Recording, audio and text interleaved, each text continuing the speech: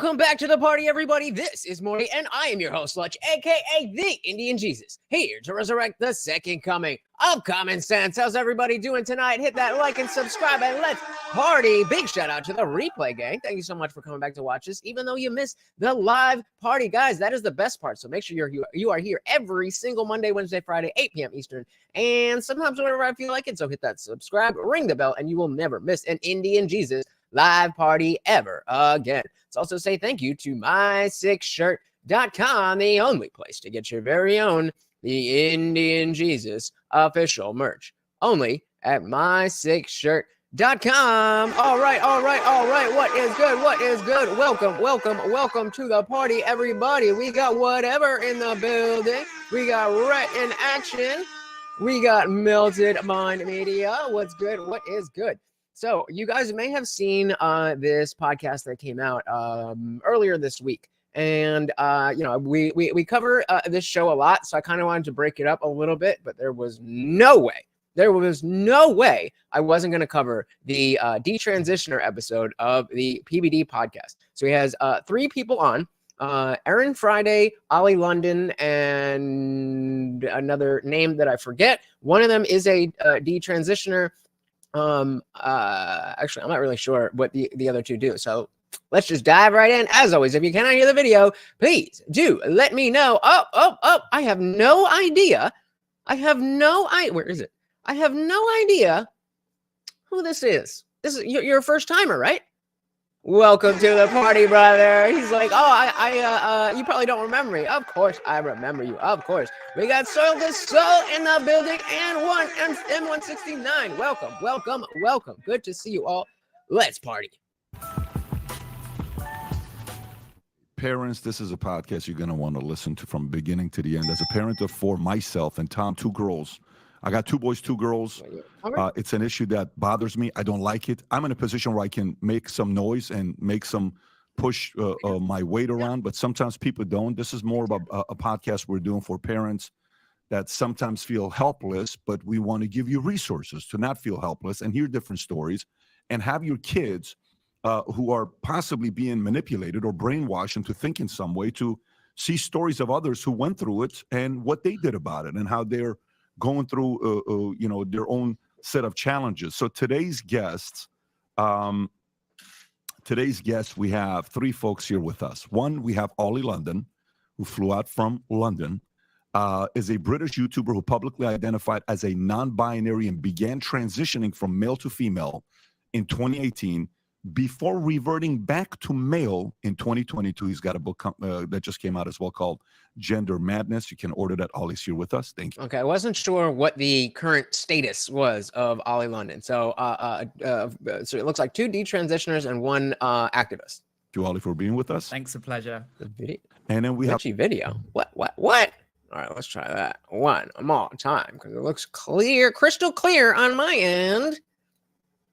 Oh God. It's showing my thing is I'm hardwired in, baby. It don't get any better than this. All right. Fingers crossed, guys. Video's gonna be what it is. We have Luka Hein, who is a detransitioner Luka who underwent Hein. a double mastectomy at age 16.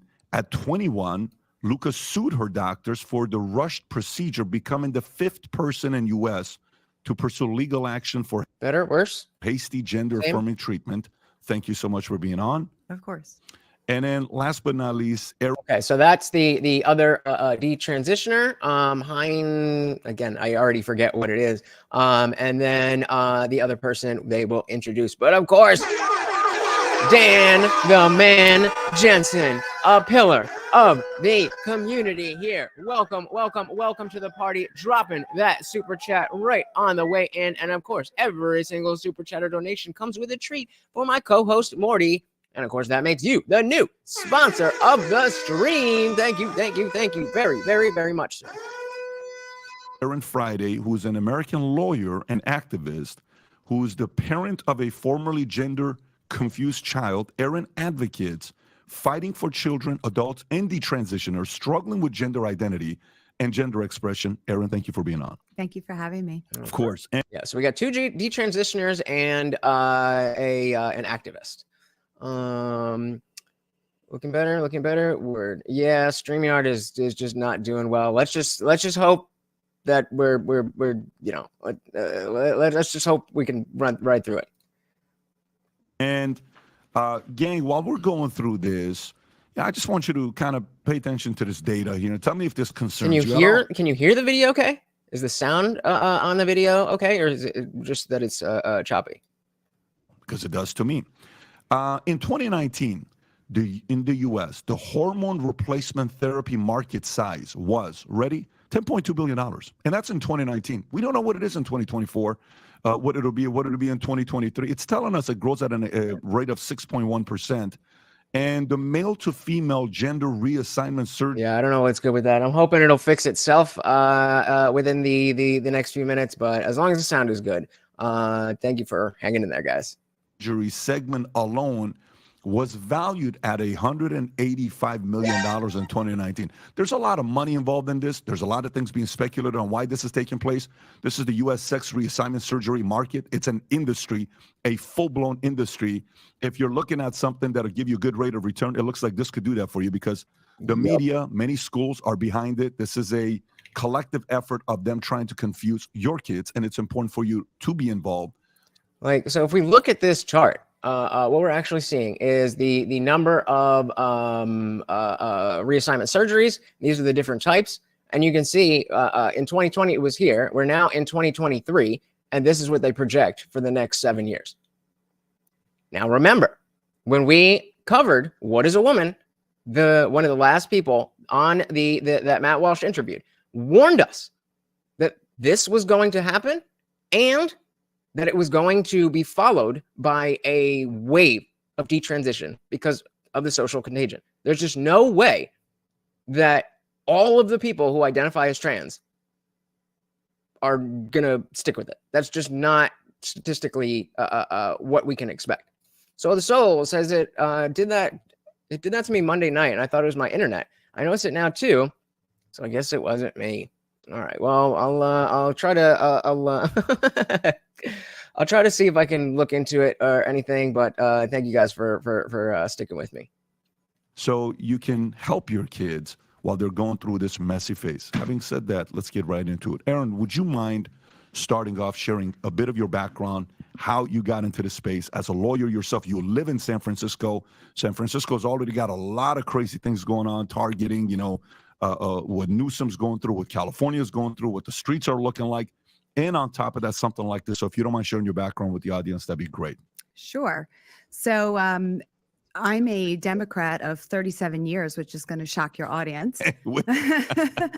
A Democrat who's out here pushing back against trans ideology. So it's not all of them. It's very clear that there are people on both sides of the aisle that don't like this stuff.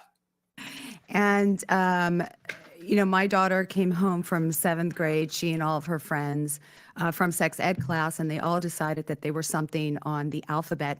None of them picked white girl who likes boys because that would make them oppressors. Yep. And that was the first opening to me of that something's going on at our schools. And I was quite shocked because I was a volunteer at the school, so I knew all these teachers by a first name basis. And, fast forward, all of these kids, including my kid, went from, pansexual, polyamorous, non-binary. And I'm going to try to switch over to my mobile hotspot. I doubt that'll be better, but worth a try. Then lesbian, and then landed on trans, and trans seems to stick. And that's how I got involved. And I decided that once I got my daughter stable, that it was my duty to save other kids and to make sure that no other parent went through what we went through. Oli, how about yourself? So I struggled with identity for a number of years since my teenage years. I used to get bullied a lot, and I had a very bad relationship with my father. So I kind of became very feminine, and I was always told, All right, so let's see as we switch over here. All right, we should be good on there. All right, let's see. Fingers crossed, guys. Fingers crossed. I very much appreciate you guys. you're more like a girl. I was never treated as a boy. I was never sporty. So as I became an adult, I started undergoing surgery. If it gets worse, just let me know. I'll just go back to, what we're doing. And I kind of became addicted to that because it was the feeling of validation and feeling better about yourself every time you do something. And, I ended up. That's the biggest thing, that once you start, the influx of positive attention that you get, it detaches the notion of continuing to transition from gender ideology to just a thing that I'm getting positive attention for. Up having 32 surgeries in total. I had 11 facial feminization surgeries in one day. And, it would give me a temporary fix. Just like most people that are transitioning or changing these days, you feel great for a couple of months because you get that validation, you get positive reinforcements. And then I got to that point where I was like, where am I going with this? I'm getting more and more unhappy. It's making my relationship with my mother very bad. It was such a tough situation. And then I actually started going to church because I needed an outlet to try and find myself and get some peace of mind. And, since then I've been, waking up to what's going on and trying to be an advocate for these kids. Very interesting story. How about yourself? So I was someone who was going through a lot as a young teenager. That might be an understatement of everything going on. Well, and we have to this is always the first line of this is, I was going through something as a teenager. I was going through something through puberty. Like, no shit. That's what puberty is. That's why it has a name, because it's a thing that you go through that's weird. It's not the rest of your life. And we seem to we seem to have understood this for all of time. And then all of a sudden we just forgot. It's like, wait a minute, you're a 13-year-old girl and you're feeling weird about your body? What? You must be a boy. You must be a boy. Shout out to Zippy the Strange in the building. Welcome, welcome, welcome to the party. So I really think we need to have a real talk about transgender. There is no third option in gender. You are what you are, either male or female. Now, how you act, i.e. masculinity and femininity, is different. I agree. I think that this whole thing has been hijacked into, changing the word personality for gender identity.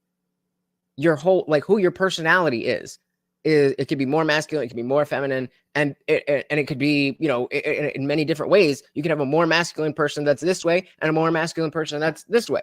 You have a more feminine person this way, same thing. And because they've obfuscated the semantics, and now a gender identity is something that has to define you as opposed to something that is just part of you, then it's all messed up. And indeed, Zippy is a cool person. But and kind of found that the trans identity seemed to be like a fix for all my problems, essentially. Mm-hmm. It was presented to me as, oh, you're not uncomfortable because of X, Y, or Z happening in your life. You're not dealing with trauma. You don't hate your period because you're just, like a teenage girl. You are a boy that's just born in the wrong body.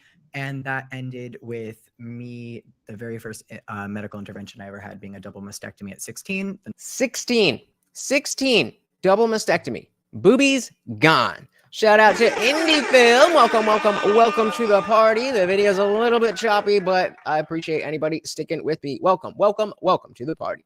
Doesn't says, see them clean. Yep, I did see them there. Gavin Newsom, and he said it out loud. Like, yes, we're cleaning up the streets of San Francisco because the communists are coming. We don't care about you.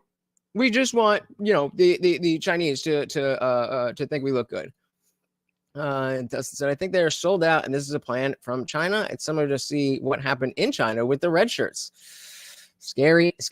Exactly why that guy could not get anywhere near the White House, no matter what. He did what Biden could. Shout out to JL in the building. Welcome to the party. Said 16 years old should not be the age to dictate your life. Exactly. Way too early. Indie Film, also an awesome person. So the Soul said, yes, it's within normal range for girls to play with trucks as it is for boys to play with dolls. We need to remember that within the trans trend. Exactly. This has always confused me, that we wanted to be more accepting of different gender identities or different gender expressions. And so if that is the goal, then why do you need to chop up your body in order to be accepted as who you are? Why can't you just be a really feminine dude or a really masculine lady. What that was always an option. That was always an option. And you don't have to, do anything to your body. You just live. You just be you. And you develop a personality. And a few months later, I was put on hormones. And then at 20, I detransitioned. Can you give That's me... only 4 years. That's 4 years. I mean, that's a long 4 years. But that's only 4 years. Remember, most are take 7 to 10. The speed of, I'm having these thoughts, and this is what I want to do, mom, dad. Can I see the doctor? This is where you're at, I think, after like 52 minutes or whatever. They said, here's what, and then here's the first surgery. What was that timeline like?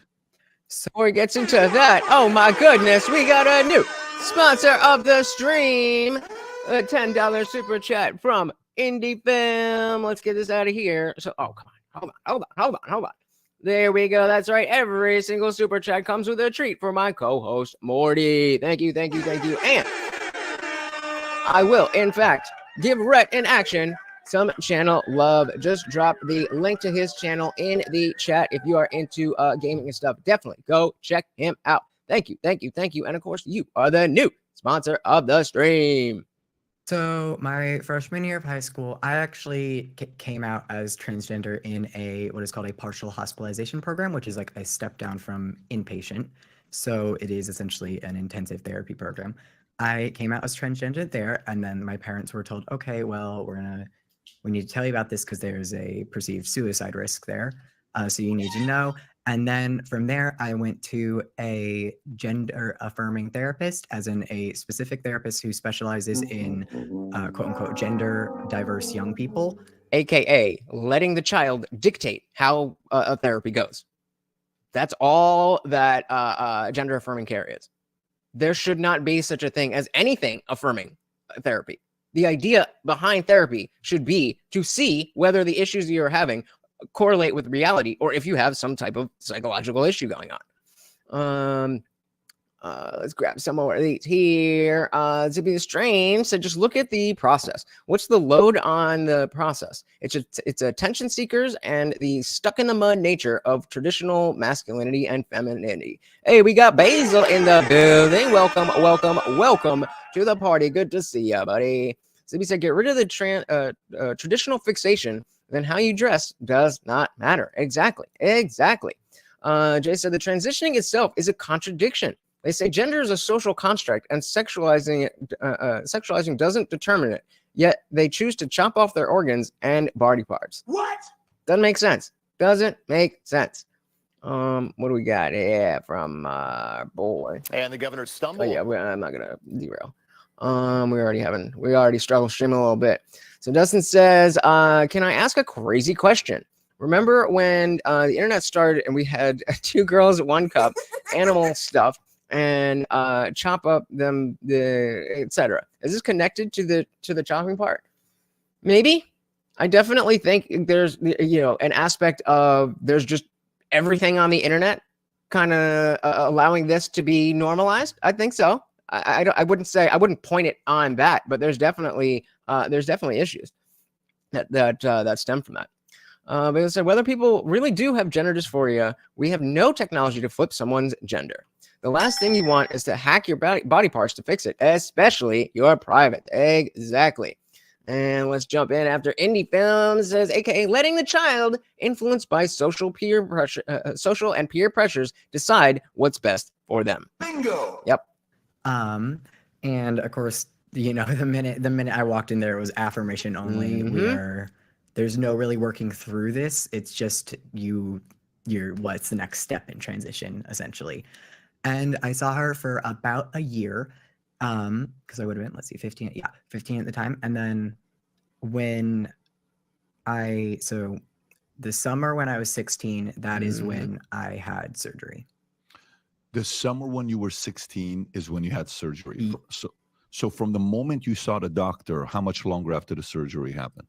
Yeah, I got you. So the surgeon that we saw, who was kind of associated with the gender clinic, because my therapist was actually she worked with the gender clinic itself. So of course she worked with the gender clinic. We have such an issue with people who will work in politics and then immediately go and work for Raytheon when all of their policies were war hawkish, right? We have an issue with that, but we have no issue with somebody who is, the first point of contact for these children working directly for a place that is going to directly benefit monetarily from what's going on.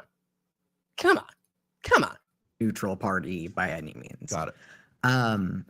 And so essentially why they went to chest surgery first is I was like, okay, well, I'm really uncomfortable with my chest. And so they were like, okay, this will tackle the biggest issue first. And so I saw the surgeon briefly once in March of that year. And that was initially because I was going to have surgery over my high school spring break. And then we were like, okay, that's not enough time to recover and go back. What a crazy spring break. Instead of going to Mexico and getting drunk, you're going to cut off your body parts. Insane. Back to like carrying a backpack around. And so that got moved to this summer. But Exactly, essentially before surgery, I only saw the surgeon like twice. I believe there was some sort of like phone consultation with my parents. But aside from that, it was just like the initial consultation and then the appointment before surgery. What was the language like? Like what I want to know is if I'm a parent and I got an 8-year-old girl, I'm like, okay, I got to be prepared for this. I can't afford to put my kids into private school. I'm going to public school, and maybe I'm in California. I never want to leave. I'm in New York. I'm in Illinois. I'm in one of these weird states. And what is the structure? Did they put fear in mom and dad? If you don't do this, she could commit suicide. Was it more, we're going to help you, this is what we're going to do, there's solutions for this? They always come at it. Well, would you rather have a trans kid or a dead kid? How about an alive gay kid? That's most likely going to be the option. You are categorically falling into, what language did you see them use? So it is very much a mix of both. You hear lines thrown around a lot like, would you rather have a dead daughter or a living son? Doctors saying this. Medical professionals will say this. Would you rather have a dead daughter or a living son? Would you rather be planning a transition or a funeral? Damn. Would you rather be planning a transition or a funeral? Why would you say that ever to anyone? That's not scientific. These are doctors. These are therapists. That is not science. This is crazy. Shout out to CT223, and we got Unwanted Bo in the building. Welcome to the party, guys. Said, how about just a tomboy? Yeah, that's what I was just saying. Like, what happened to that? What happened to that? And I was also saying, like, feminine dudes. That's was never really popular. I mean, actually, there was that metrosexual thing. You remember that? And everybody was fine with it. Everybody lived. Nobody had to chop their body up, and we were all fine. We were all fine. And they will tell this to parents who are desperate. Seriously. They are desperate. And then to the kids, of course, it is one, you're already instilling that fear of suicide, because we know suicide has a social contagion factor. And when you tell vulnerable young people that, like, if this is your only way out, and if you don't get that, your other option is essentially suicide, it lives in your head. Yep. And he feels spot on that the self-deletion rates are higher after you transition, as opposed to, because you're putting your child in a high risk group. If there's a kid who is confused about stuff, that's every kid. If you now start to even just socially transition, you are putting them on a path that is guaranteed to at least raise the statistics. And they're in a different group that are, a lot more likely to do this. Justin said, when did it ever be okay to go along with made up crap? And it was a good thing. I mean, religion's been around forever. So, Email says, nobody's cared about someone being gay since the 80s. Exactly.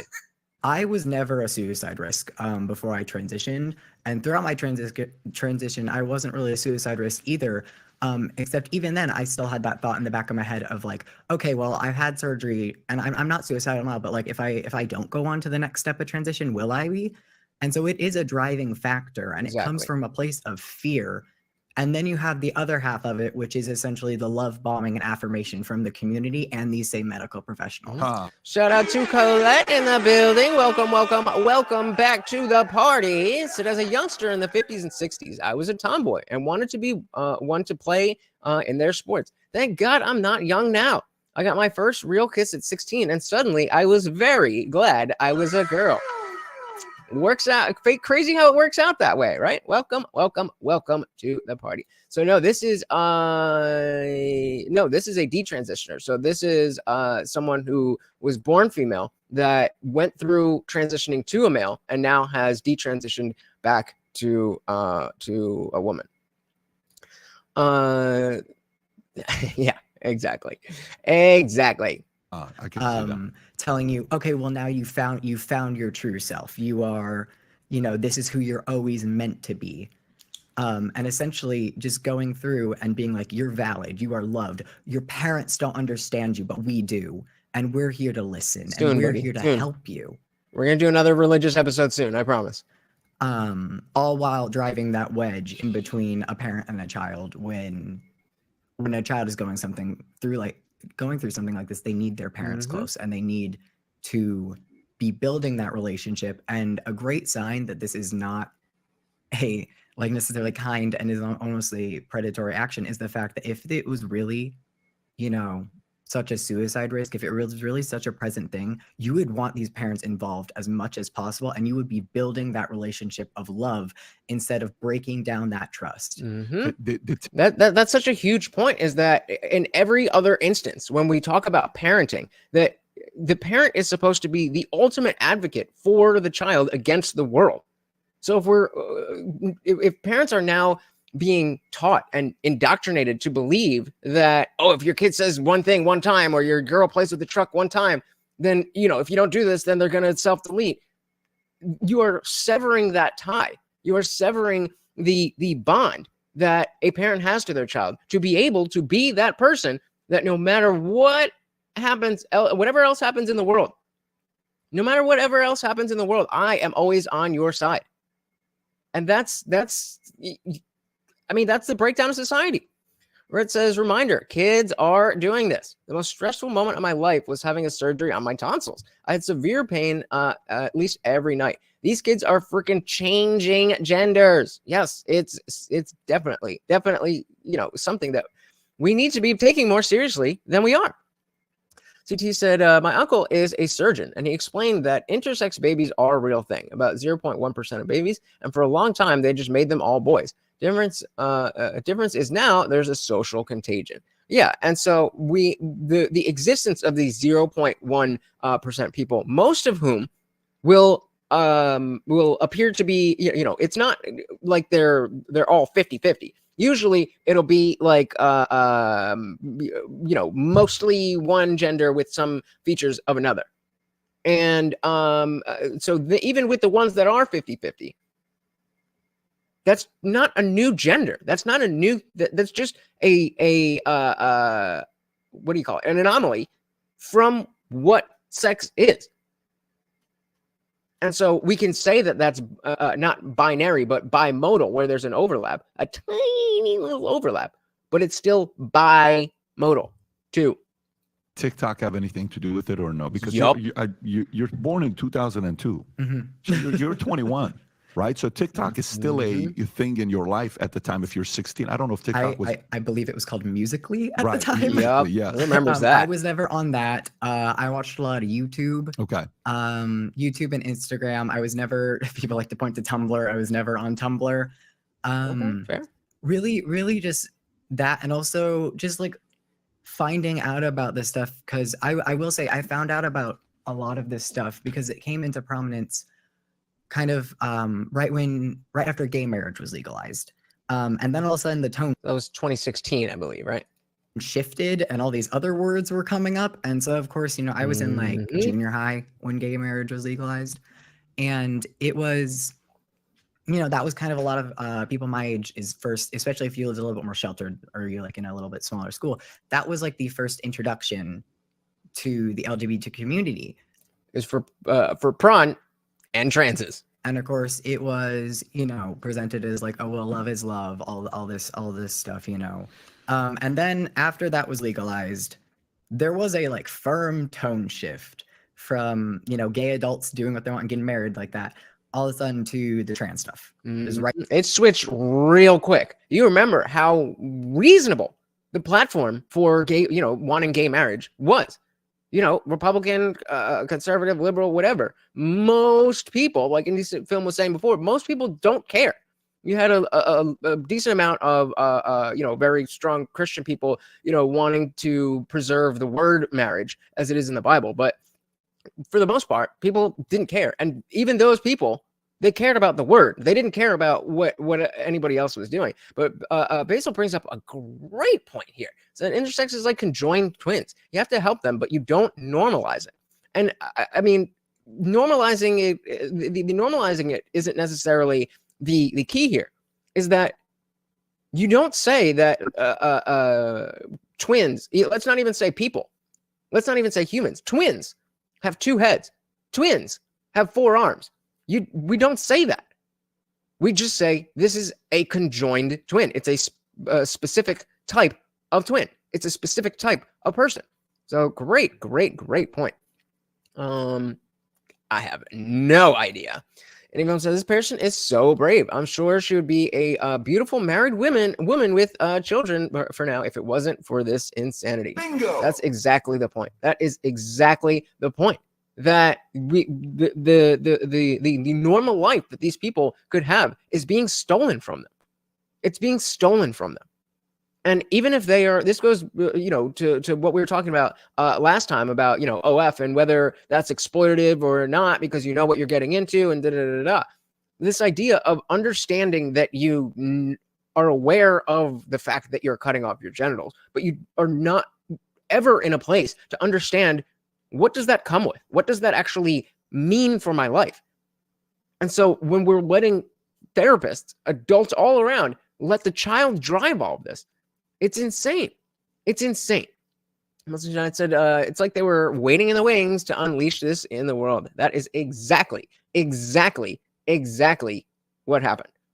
This was because it's not new. We've known about transgender people for a long time, but we could see that from the time that the LGBT thing became a thing, it was always, we talk about the LGB and the TQIA plus whatever being separated, but I'm pretty sure that they knew at the time that they were going to do this. I don't have any evidence to that, but it makes a lot of sense. They're like, oh, these guys are, it's weird sex stuff that Christians and normal people aren't going to want to, get too into the weeds. So let's just tack onto there and we'll be with them. No. I wanted foes. So my only concern about when gay marriage came up was that it could be a slippery slope. And well, yeah. So I'm not comfortable saying that this is the slippery slope. I don't think we're definitely on a slippery slope, but I don't think I'm not comfortable saying that gay marriage was the start to that. I think exactly what she's talking about right now, about how we went from gay marriage and then it moved to all this trans stuff. That was the start of the slippery slope. I don't think that allowing people to marry who they want, regardless of gender, has to do directly with this. And I think that is, again, part of what the trans community, the ones trying to push ideology more than just acceptance, I think they understood that. Shout out to Scrap Path. Welcome to the party. So my 12-year-old daughter just told me she was bi. I thought to myself, thank God she doesn't think she is trans. If that ain't progress, what is? If that ain't progress, what is? Welcome to the party. I apologize for the video. Usually it is much better than this. I don't know what's going on with my internet. Hoping that it fixes, but I appreciate you guys sticking in there with me. Rhett says it is mainly just wrong. It goes against everything we know. Humans need reproduction to survive. Changing genders is like removing your right for having your own kids. Fair, but I have no issue with people deciding to get like a vasectomy or getting their tubes tied. That's the same, as far as reproduction, that's the same thing. So other people are still going to procreate, even if you don't. So that's not the issue. The issue is the psychological effects. And then from there, the societal effects when there's this group is growing and demanding a lot more political power. CD said the reason I said they made them all boys is because back in the day, a boy was preferable for the family. Makes sense. All right, let's jump back in here. Right to the trans stuff. Yeah. And the theory about that is that all these like activist organizations, once gay marriage was legalized, they didn't have anything else to fight for, so they shifted into the trans stuff. Right, and I think that shift specifically was the start of the slippery slope. I'm not comfortable saying that gay marriage was the start of the slippery slope. I mean, I feel like that's a fair position, but I could get more into it if you want. But I just feel like that they're close enough, but they're just a little bit different. Shout out to Richard Hardy in the building. Welcome to the party. Yeah, let's see what do we got for our running poll. Is there anyone? Is the question. Is there anyone who is legitimately transgender? And so less than 60 cents can be that's not what it says at all. So 6% says yes, most of them are legitimately transgender. We have 61% saying yes, but not most of them. So most people who identify as something other than the gender they were born with are doing it for some reason other than gender dysphoria. And we have a full third of you saying no, none. I mean, it's honestly not. That's what Peter Boghossian said. He's like, I'm starting to believe this number is 0. And again, I'm not necessarily willing to say that. I think I know people who are transgender, and they got a lot of issues, but they seem to be happy with the gender aspect of it. So I'm not. I would be in the yes, but not most of them. But if you haven't hit it, let me know what you guys think. Scrappath or Strappath. Sorry, I'm saying that wrong. I'm gonna call you Path. Path says, dig, but it's so overwhelmingly trendy. I'm afraid that if I push back, she's gonna push back harder. Yeah, just accept the biness and be like, no matter what, you'll always be my little girl. No matter who you love, you'll always be my little girl. And just don't even. Of course, she's gonna be your little girl, even if she decides to do something crazy like that. But show her that you're not pushing back against that. And I mean, okay, that's my personal opinion, not direct advice. Rhett says, honestly, I don't care what someone does in their life. Unless you're a zoophile. I freaking hate zoophiles. How many do you know?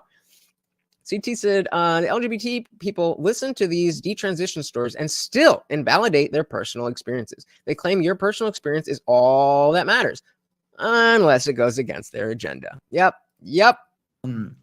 And that is where you started hearing terms like non-binary, transgender, and those were being more heavily introduced into the mainstream for people my age on all sorts of social media. Erin, I want to come to you because, and thank you for that, but I want to come to you because for you, you're listening to this, and I watch the way when you do interviews, you're a lawyer, so naturally you're watching to find leaks in the opposition's argument, and you're trying to see what their approach is, what their tactic is, what they're doing. You've gone through this from the parent's perspective, okay? She's gone through this as the child perspective. And Ollie's gone through in a complete different perspective, right? For you, from the parent's perspective, what caused you to all of a sudden get a little bit more concerned and involved? So Richard asks, what makes a trans person legit? Gender dysphoria. Well, as soon as my daughter came out as trans, that was the ultimate concern. And also overhearing the school calling her by a different name and a different pronoun without involving the parent. I mean, that was red flag. And I understand what Luka's parents went through because I went through it. We went to different psychologists, different psychiatrists, different doctors. Every single one of them told me to affirm my child. I even had a psychiatrist tell me that my memory of my daughter being this girly girl from age, baby to the age of 13 was a false memory. Science, psychology, or gender ideology. Literally saying that your memories are not real because they want to push this child into the trans industrial complex. Crazy. Pat says, I get it, and trust me, I will share my wisdom. Shout out to you. Shout out to Big Brain Strategies. Welcome, welcome, welcome to the party. So most humans are not born trans because of new wave, because of a new wave of social ineptitude. People in the first world countries push the narrative that the exception is the main reality and not a collective experience. Well said, sir. Love that. Welcome, welcome, welcome to the party. Richard said, gender dysphoria is a mental disorder. A mental disorder doesn't make you a different gender. No, but if you choose to transition based on that dysphoria, then this is what we were served up as what being trans is. If you just feel like, they just had Anita B just had a women's only job fair, and a bunch of men were allowed to get in because they said they were non-binary. That is not what being trans is supposed to be. I think you would agree that that's not fair to those women. There's a reason we have gendered spaces, and like pretending that this is new is a losing battle. I don't know why people continue to do that. Like, if you have arguments to the contrary of what people think and how people feel, that's fair. But don't act like this is how we've always done things. It's not. You said a red flag is being trans and not human. Yeah. Wonderful. So that psychologist was gaslighting the mom. Bingo. Exactly. And why would they do that? What would be the reason? What would be the reason for a doctor to lie to a parent about their own child? Money. These are lifelong customers that you are building. Lifelong customers. I would disagree. Gender dysphoria is the mental disorder which is likely created by society. I think the intersex people born with mixed up chromosomes or both body parts could make a legit claim. I would agree with that. Yeah, I would agree with that too. So a person can have lycanthropy, but that doesn't mean they are a cat or a dog. I agree. They could have gender dysphoria, and that doesn't mean they're the opposite gender. But we're extending a courtesy to pretend that they are. That's the point. It was so absurd to me. I was given the suicide stats to 41%. And then I would query these medical providers, so-called experts, and I'd say, well, tell me a little bit more about the study. How many people were in that study? What questions were asked? Mm-hmm. Not one of them can answer the question because no one had read the study. Nope. Shout out to Guam Tech. Welcome, welcome, welcome to the party. Good to see you, brother. Well, I had read the study, and I found them all to be flimsy as all get out. But yeah, I mean, the pressure on the parents, I was also told my daughter would commit suicide. No. So Richard said, so coddling and capitulating is the best way to respond. No, that's what gender affirming care is. It's coddling and capitulating to the idea that you are, in fact, a different gender. And that is the worst way to respond. Right? Wonderful. So if you have schizophrenia and believe you're a spy fighting aliens, does that make you a spy? By your logic, with gender dysphoria, you would have to agree. There you go. My daughter actually told me that she would commit suicide because all trans kids commit suicide. This is what they're told. The fear of the parent is real, and you have no one to turn to help you. You do this alone. So I understand when parents capitulate, because it's really a tough journey as a parent because everyone hates you. The teachers hate you. I had Child Protective Services come to my house for not affirming my child. I had the police come to my house. I have lost. What are you talking about? The police and Child Protective Services comes to your house in California. What are they telling you when they come to your house? So this is how it went down. I mean, so Richard, again, I'm not really sure where you stand. You're kind of all over the place. Agreeing that gay marriage really was the beginning of the end. Again, I do believe we are, sliding quickly down that slope. I don't have the argument in my head yet, but it's something that I have to think more about. But I have a reason to think that it's not the gay marriage thing. It absolutely was a rapid downward spiral after that. But that's like saying electing Obama was the start of the beginning of the end. So like just because one thing happens to another doesn't necessarily have a direct causal, thing. So then you could say, well, Obama only got in because Bush was so bad. So electing Bush was the beginning of the end. Well, Bush was so bad because of 9/11. So you know what I mean? So it's just, and I mean, I'm kind of not, I'm more on that than anything else. But it's definitely, I'm not there yet. So I'm not going to try to make the argument. Fair enough. If that's your position, I'm just, respectfully disagree. So it was a question to me. So where are we? So if you have schizophrenia and believe you are a spy fighting aliens, does that make you a spy? No. But just because you have gender dysphoria doesn't make you trans. The transition makes you trans. If you transition because you want to get attention, then that's what I'm calling illegitimately transgender. It's the action and the reason behind the action.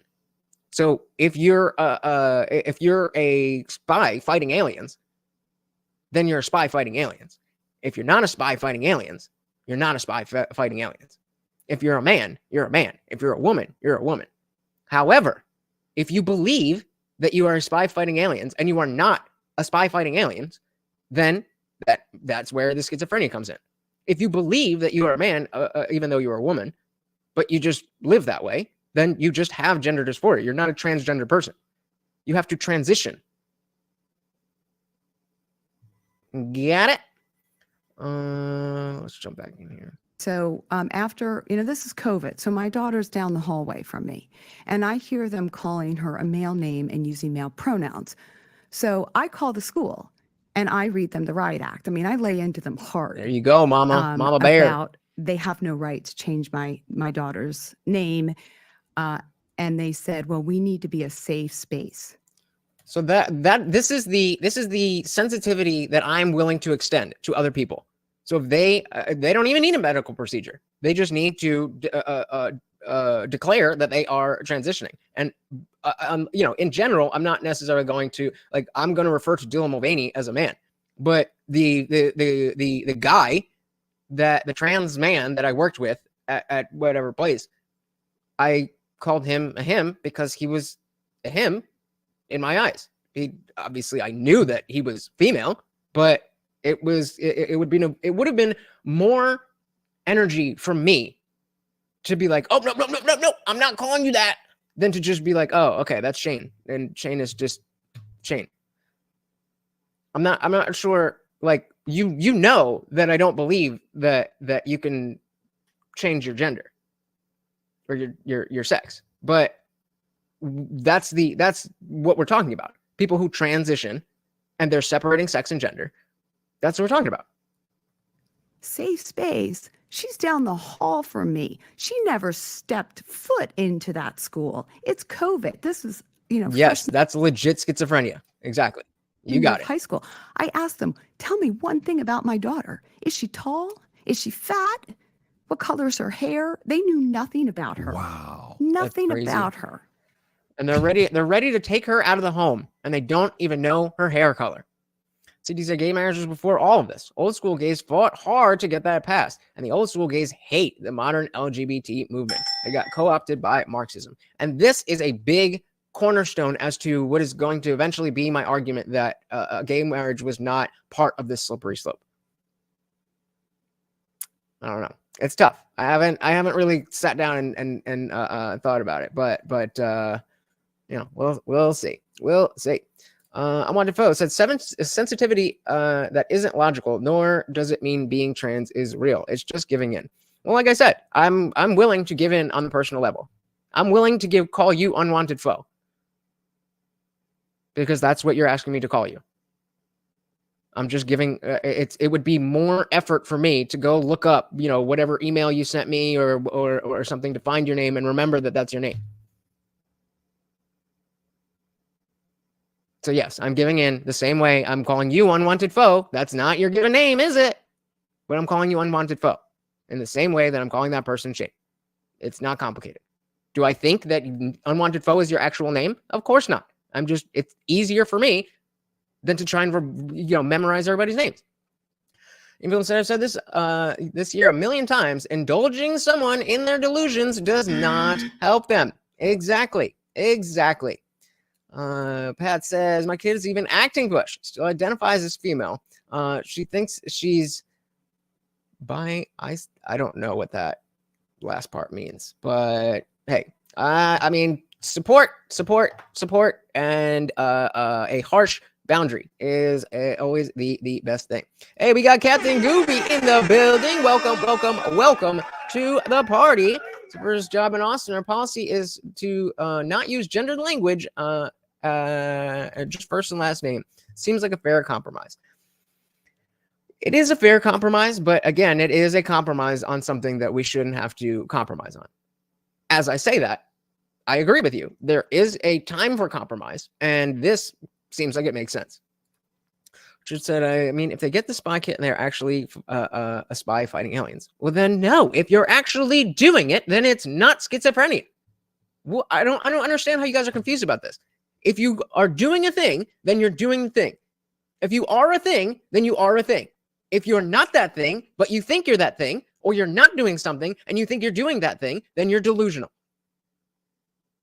Does anybody have any questions about what people think they are versus what they are? While you're going through this, like I'm trying to think, you and your husband, are you guys married at the time? Are you guys together at the time? Are you on the same page of what you are not for and what you are for politically, as well as with what to do with your kids? We are totally on the same page. At the time? Yes. So you've always been on the same page? Correct. Got it. So it's not like, because sometimes these types of things, like you heard about Dwayne Wade and his wife, right?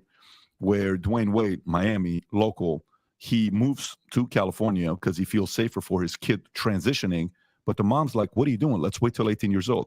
So sometimes in these types of situations, mom and dad are not on the same page. So there's a leak to come in between, kind of similar maybe for, Oli didn't have the best relation with his father. That could be also a trend that you notice.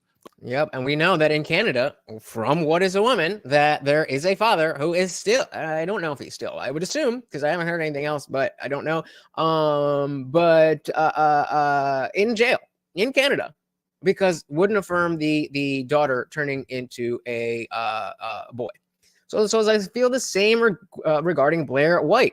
Regardless of what you believe, Blair passes as a woman. And why do I want to go out of my way to be confrontational? Just because I know she has a penis. Bingo! Exactly. Like, I'm the whole point of not wanting to change the language is that this is creating an inconvenience for me. Now, obviously, there's bigger aspects, like when it comes to the gendered spaces, bathrooms, and sports and stuff. But I'm strictly on the language thing. The idea is that you're not going to force me to use language that I don't want to use.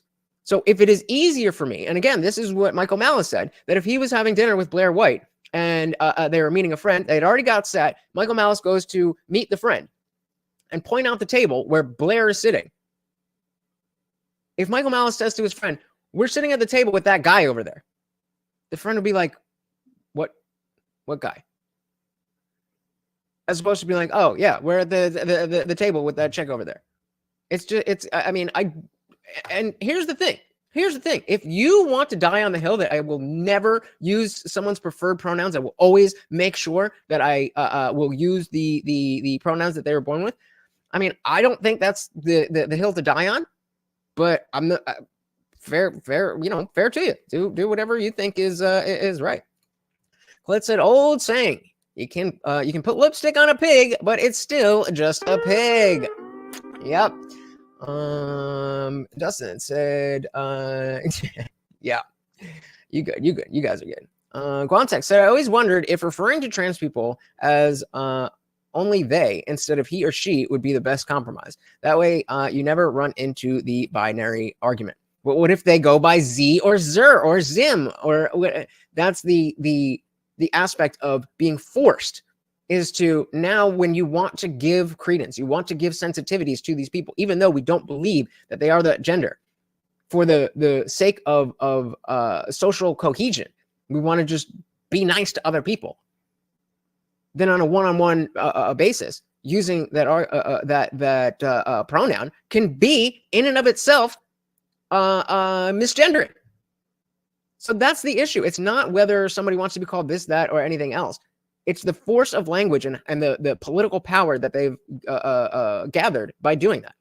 Anyone says transitioning is cosplay in my mind. This is a social contagion. It's the goth kids on steroids. Absolutely. Absolutely. All right, let's dive back in here. But that wasn't the case with you guys. No, I was very lucky. So yeah, so Kevin Goodman said, I refuse to use preferred pronouns, but I'm totally fine using first name. Fair. That's totally fair. That's totally fair. I don't feel like it's worth it to me to use the mental energy to purposely be confrontational. If you look like whatever you look like, that's what I'm calling you. You want to be called something like called something else? Look different. I don't know what else to tell you. Path has a question. Said, who among us, male or female, wasn't uncomfortable during puberty? bingo. That's exactly what I said from the very beginning. Like, wait a minute. You're telling me, you are telling me that there's a 14-year-old girl who's experiencing weird feelings about her body? That can't possibly be. Like, come on. We were all there. We all know. And Film says, I agree with that pronoun stance, except if I was to match up with Blair on a dating site, have dinner, and end up back at the house under the covers, all of a sudden, I'd be very disappointed. Right. So that, there's nuance there. Obviously, we would expect that the other person, whether it's Blair or anyone else, to be like, hey, just so you know, this is what's good. Because then that person is being dishonest with you. So that's just an issue of them being upfront and honest with you. You know what I mean? I don't think that I don't think that's necessarily directly connected to being trans or not being trans. Because I mean, in the same way, that atheists can be nice people or they can be assholes. Trans people can be nice people and honest people, or they can be assholes as well. Context, I stopped at day. I don't do neo pronouns. Again, fair enough. At they. Fair enough. And I don't let anybody force you to do it. But also, don't be so hard up that you want to, if other people have different sensitivities than you, again, you don't want to alienate the normie. If you want to stick yourself in this group of people who are, oh yeah, we're never fucking doing anything, then I mean, okay, you're free to do that, but you're not going to change anything in society, and you're going to lose. But hey, to each their own. So the soul is with indie film there. In fact, I believe not disclosing something like that should be a crime of some sort. I don't know about a crime, but definitely it depends. I want to stop short at a crime, but certainly it should be. This is where we get back to the idea of having shame in our society. That should be the most shameful thing. The most shameful thing that a person can do in the world of sex would be what indie film was saying, and then we don't need to have a law around it. But of course, if only life were that simple, right? If only life were that simple. CD, so when it comes to preferred pronouns, if someone asks me nicely and calmly and explains they want me to call them her, I will. If you come at me rude, you can fuck off. And neo pronouns are fake. Fair enough. Thanks for the shout out. Thanks for popping by, brother. Hope you are enjoying the show. Well, like I said, the video is usually better. I don't know what's going on with it, but make sure you hit that subscribe. I'm live every Monday, Wednesday, Friday. I agree. CT, the chat is on fire. Let's dive back in, guys. As a person living in San Fran, you're seeing that taking place. They're targeting your kids. What moves are you making? Are you playing offense? Are you sitting there saying, this is number one priority. I'm going to find out everything about this, because you're not in a state that is on your side. Mm-hmm. They don't protect you. You're in a state that they protect their political, policies and whatever they want to do. They're not going to favor a mother or parent telling their kids who they should be. Well, that's the fun part, because early on I played defense. You can't win a game playing defense. So we went on the offensive in California, and I wrote 6 bills. And I shopped them around, and one Republican lawmaker, Assemblyman Bill Asaley, picked it up. And we went on the offensive, and it's been really quite amazing to see that California is making this change. So we have parental notification policies that are being passed in schools now, and that's all because we decided to go on the offensive, and that's what we're doing, and we're going to continue to do that. That's why we're doing the initiative. So I hope she goes into exactly what she means by going on the offensive, because I agree with the sentiment that trying to play defense on this stuff is not going to work. You have to shut down whatever it is. And that's again, the different levels that we're talking about. If we're talking about this on a societal level, then I'm right with you guys saying that, no, I'm not going to just call Dylan Mulvaney a she because he wants me to. As CT was saying, like, if you are somebody who is just a normal person just going about their life, I'm not going to be confrontational with you for no reason. Especially if you're passing and you're, a nice person, I have no reason to upset you. That doesn't change my opinions on the fact that, I can make exceptions to the rule that I don't go by that, Is we can't play defense. And they should be actually afraid of us, because parents, we're powerful. If we all join forces, we are powerful, and we can stop this. Even in the most liberal state in the union, we can stop this. Are you noticing you unifying with other parents, mothers who are Republicans, because you're not one, you're a Democrat, and you're sitting there saying, well, we have something in common here, our kids, we're going to fight for our kids. Is it bringing, because offline, you and I were talking, and you said, every parent wants this for their kids. And I said, for me, I don't understand why some parents are caving in. And they're like, it's almost as if it's politics before their kids. And it's politics before their kids.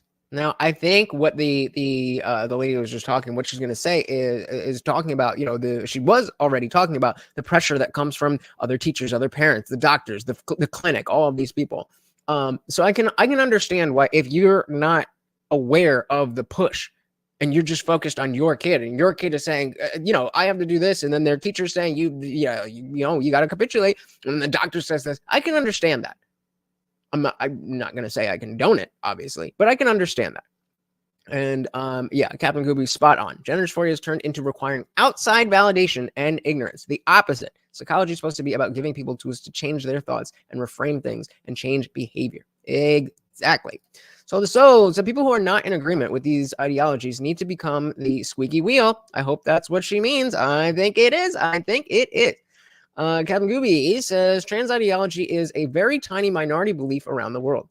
If it's a social contagion, it seems fair to fiercely defend reality. Fuck yeah, it does. Hell yeah. All right. And you said, I don't think that's the case. You said it's something else, if you want to unpack that for the audience, because to some of us, we're sitting there saying, well, that's, liberal policies. It's being liberal. If your kid wants to do that, let them. If they want to do this, let them. But that is what they're saying. You're saying that's not the case. It's not the case, and the media is not presenting it. So even getting my name in the media is almost impossible because I'm a Democrat. They don't want to put before she even gets there, Indie Film hit the nail on the head here with the Munchausen by proxy version of the trans kids. And I bring this up every time we talk about this, but we saw the TikTok. It was a TikTok live, and there was two brothers, and mom was standing right behind them. So let's say I'm mom, and we have older brother and younger brother. And so mom's not really paying attention. We just got two LGBT brothers, again, statistically so normal, but two LGBT brothers doing a TikTok live, just, whatever. And the chats are coming through. One of the chats is, does your mom make you do it? And so the younger brother starts to answer. And then the older brother's like, no, don't say anything. And again, the mom's not really paying attention. So she's like, what? And she sees her older son, or whatever, her older son, not letting her younger son talk. And she, at that point, she's like, no, let him talk. And so he's like, well, no, Mom, we don't have to, but she just says as long as we're a part of it. And then mom's like, wait, what? You and realizing what the question was. And the kid outed her for doing exactly what Indie Film is talking about. It's Munchausen by proxy syndrome. They want to feel special. They want attention. They want whatever it is that they get out of this. So they push this on their child and for their own personal benefits. Absolutely. CT said freedom of speech means freedom to be wrong, freedom to be delusional. It becomes a problem when you inflict your ideology on me or your kids. Yep. Yeah. I mean, completely agree. LGBT kids say the darndest thing. My name out there. They don't want anyone to find me that a liberal Democrat is actually against this. And, I run a parent group. About 80% of us are Democrats or were Democrats. We're all voting Republican in 2024. Let's just go. But we were Democrats and we're against this. But the media doesn't ever spotlight this fact. We are hidden. We are the best kept secret. So yes, the Democrats are standing with the Republicans. Look, my reach is I've got the radical feminists all the way on the left are fighting this, and then I've got the evangelicals on the right, and we are all joining hands. And so the Democrats should actually be really scared because we are going on the offensive and we are putting our differences aside to safeguard kids. And shocking, we actually have more in common than I ever thought. Wow. Imagine that. When you talk about values instead of mere policy positions, you realize that most people essentially want the same thing from society. They want to be able to live peacefully, have their family, safety, health, the basics. That's what everybody wants. Hanging out with Republican groups, I'm like, actually, Exactly, we agree on about 80% of the same things. They siloed us. They wanted us to think each other are monsters. We're not. We actually have so much in common, and we have to use that, to stop this. Can I ask you a question? You mentioned about Gavin Newsom, and about 4 weeks Boo, ago, Gavin Newsom. and I read it, and I read a lot of in the media that it was Gavin trying to walk to the center to getting ready for presidential run, but he backed off a bill, a trans and parent notification bill. Were you involved in that? Were you lobbying on that? Can you unpack that? Because the narrative people heard Rob, that can I you pull read up that bill that I read was, oh, Gavin's running to the center. He wants to look like he's in the center. And he also, vetoed other bills about having, self-driving trucks were okay. I'm interested to hear the answer here. And it's all about a centricist, but it sounds like your fingerprints were all over what he did. Can you unpack it? Yeah, you're correct. We were fighting AB 957, which is a bill that would have forced AB 597. Judges to find that the health, safety, and welfare of a child, it's their best interest to support their transgender identity. Against the parents. Against the parents. Got it. And the reason, let's be clear. I'm really happy that Newsom vetoed that, and it was a huge win because this is what they were trying to do, and most people miss this. I was going to say, I wouldn't have thought, like if you had just asked me, has Gavin Newsom ever turned down any trans legislation? I would say, I don't know, but probably not. So, hey, I guess there's a little bit of hope, no? They looked at the bill and said, this is just in divorce. So in divorce, they're going to favor the parent who affirms the child. But when you tie those three words, health, safety, and welfare, to supporting a trans identity. So what does it say? The whole thing here says, I'll just read it from here. To the members of the California State Assembly, I'm returning Assembly Bill 957 without my signature. This is from Gavin Newsom.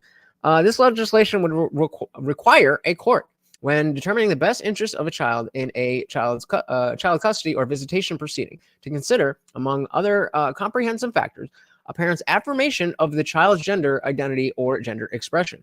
I appreciate the passion and values that led the to author this bill. That said, I urge caution, says Newsom. I urge caution with the executive and legislative branches of state government attempt to dictate in prescriptive terms that single out one characteristic. Legal standards for the judicial branch to apply. Okay, all right. So that's reasonable. Now you just made it child abuse. So parents like me could have had my child taken because I wouldn't transition my child. So it was bigger than that. It's actually, the opposite of Texas. It would have been penalizing parents who would not transition their kids. What Gavin Newsom knows and what I know is that when there is a divorce situation and there's one parent supporting the transgender identity and one that's not, the parent who is supporting the trans identity always gets the kid in California. That's already happening. Mm-hmm. This bill was going to add to it to make it, child abuse. So if you're disingenuous, that's your custody hack. Exactly. So he was, they were trying to go through the back door. I know Scott Wiener. Scott Wiener was the author of this bill. I watched. That's really good that Newsom turned that down. That actually gives me a lot more hope in general. Not necessarily because I think Gavin Newsom is going to be good on these issues in general, but the fact that that would make a lot of sense. That I would think that the governor of California would say, "Oh yeah, in divorce proceedings, the one who's more likely to affirm the child, we should, favor them in the proceedings." But for him to say no, that's I did not expect that at all. This guy, I study this guy. I know what they're doing. I read everything in California, but let me just talk about one bill that Gavin Newsom approved, because it's the scariest bill I've ever seen. It's AB 665. What this bill does is it's state-sanctioned kidnapping. 12-year-olds. If you're 12 or older, these kids can run away to a state-run facility, residential facility, with no claim of abuse on their parents. A 12-year-old can just go. Just be like, "Hi, I don't know, where you got money to take the bus, or did you walk, or who dropped you here? But yeah, come in and get some hormones. Why not?"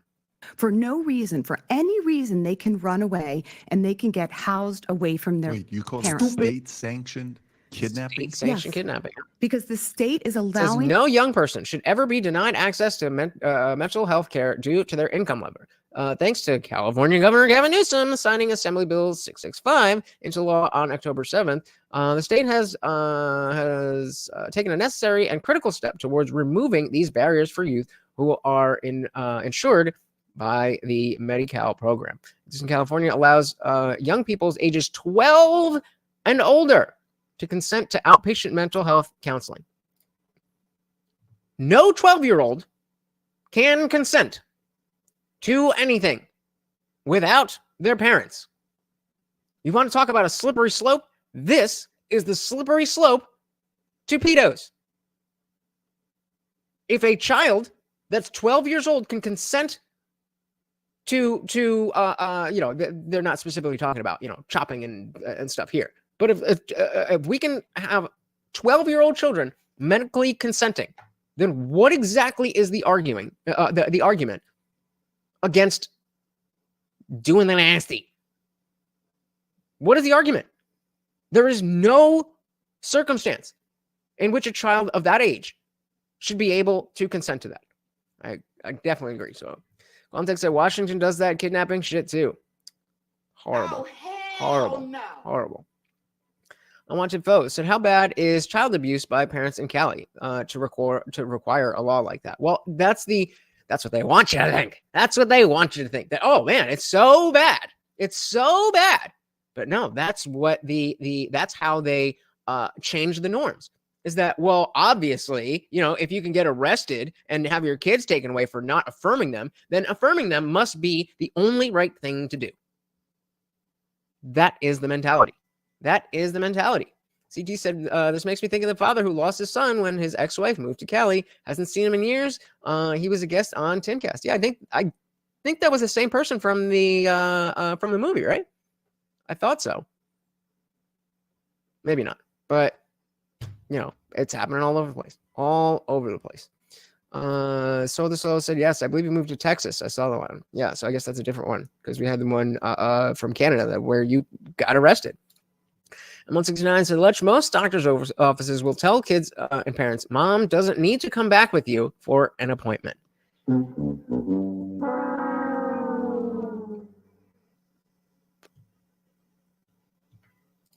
Yeah, that doesn't make it better. That's crazy. Why is that a thing?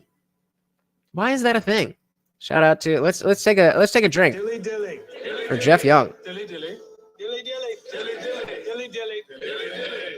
Men who should never have to experience what he is experiencing. Never. A 12-year-old for any reason to take off from their family and go live in a residential facility. Okay, so it's a residential facility. It's not a clinic to do you live here now. You're 12 and you said, my mom took my iPad away. And also I'm a girl. So I live here now. What? Yes. So Gavin Newsom signed that into law. That is a terribly frightening bill. So in the world of trans, it goes something like this. You've got a 7th grader who goes into their school counselor and says, I'm trans and my parents won't support it. Okay. What, would you like to stay in a residential facility? Would you like to stay away from your bigoted, hateful family?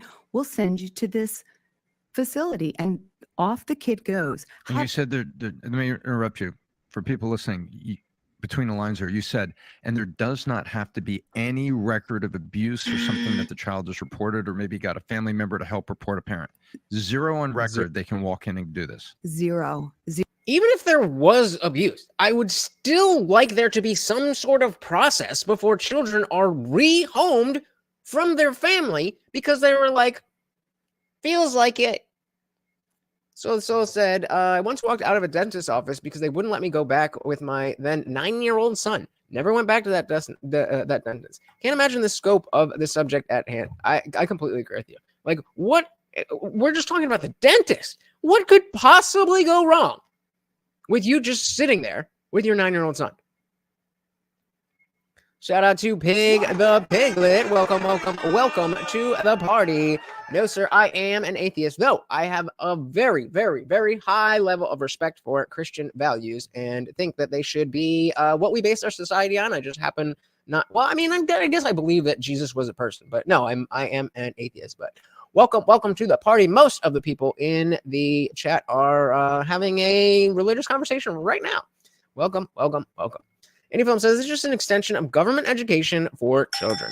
It is just the government wants to take children away from their parents and educate them themselves. Yep. It's just easier. It's just easier to usher in, a new age of authoritarianism with that. As the San Francisco Gay Choir says, we're coming for your children. We're coming for your children. Oh, no, it's just a joke, though. But also, for real, we want your child to be able to consent. But it's just a thing that we say. Get the fuck out of here. 0. So this is the blowing up of the family. And this is taking the child when the child is 12 years old. And we know what happens when they go to these residential facilities. What can parents do to fight that? Well, there's going to be a lawsuit against that bill. So I need people who have kids that are ages 12 to 17 to reach out to me because we need to line up the plaintiffs.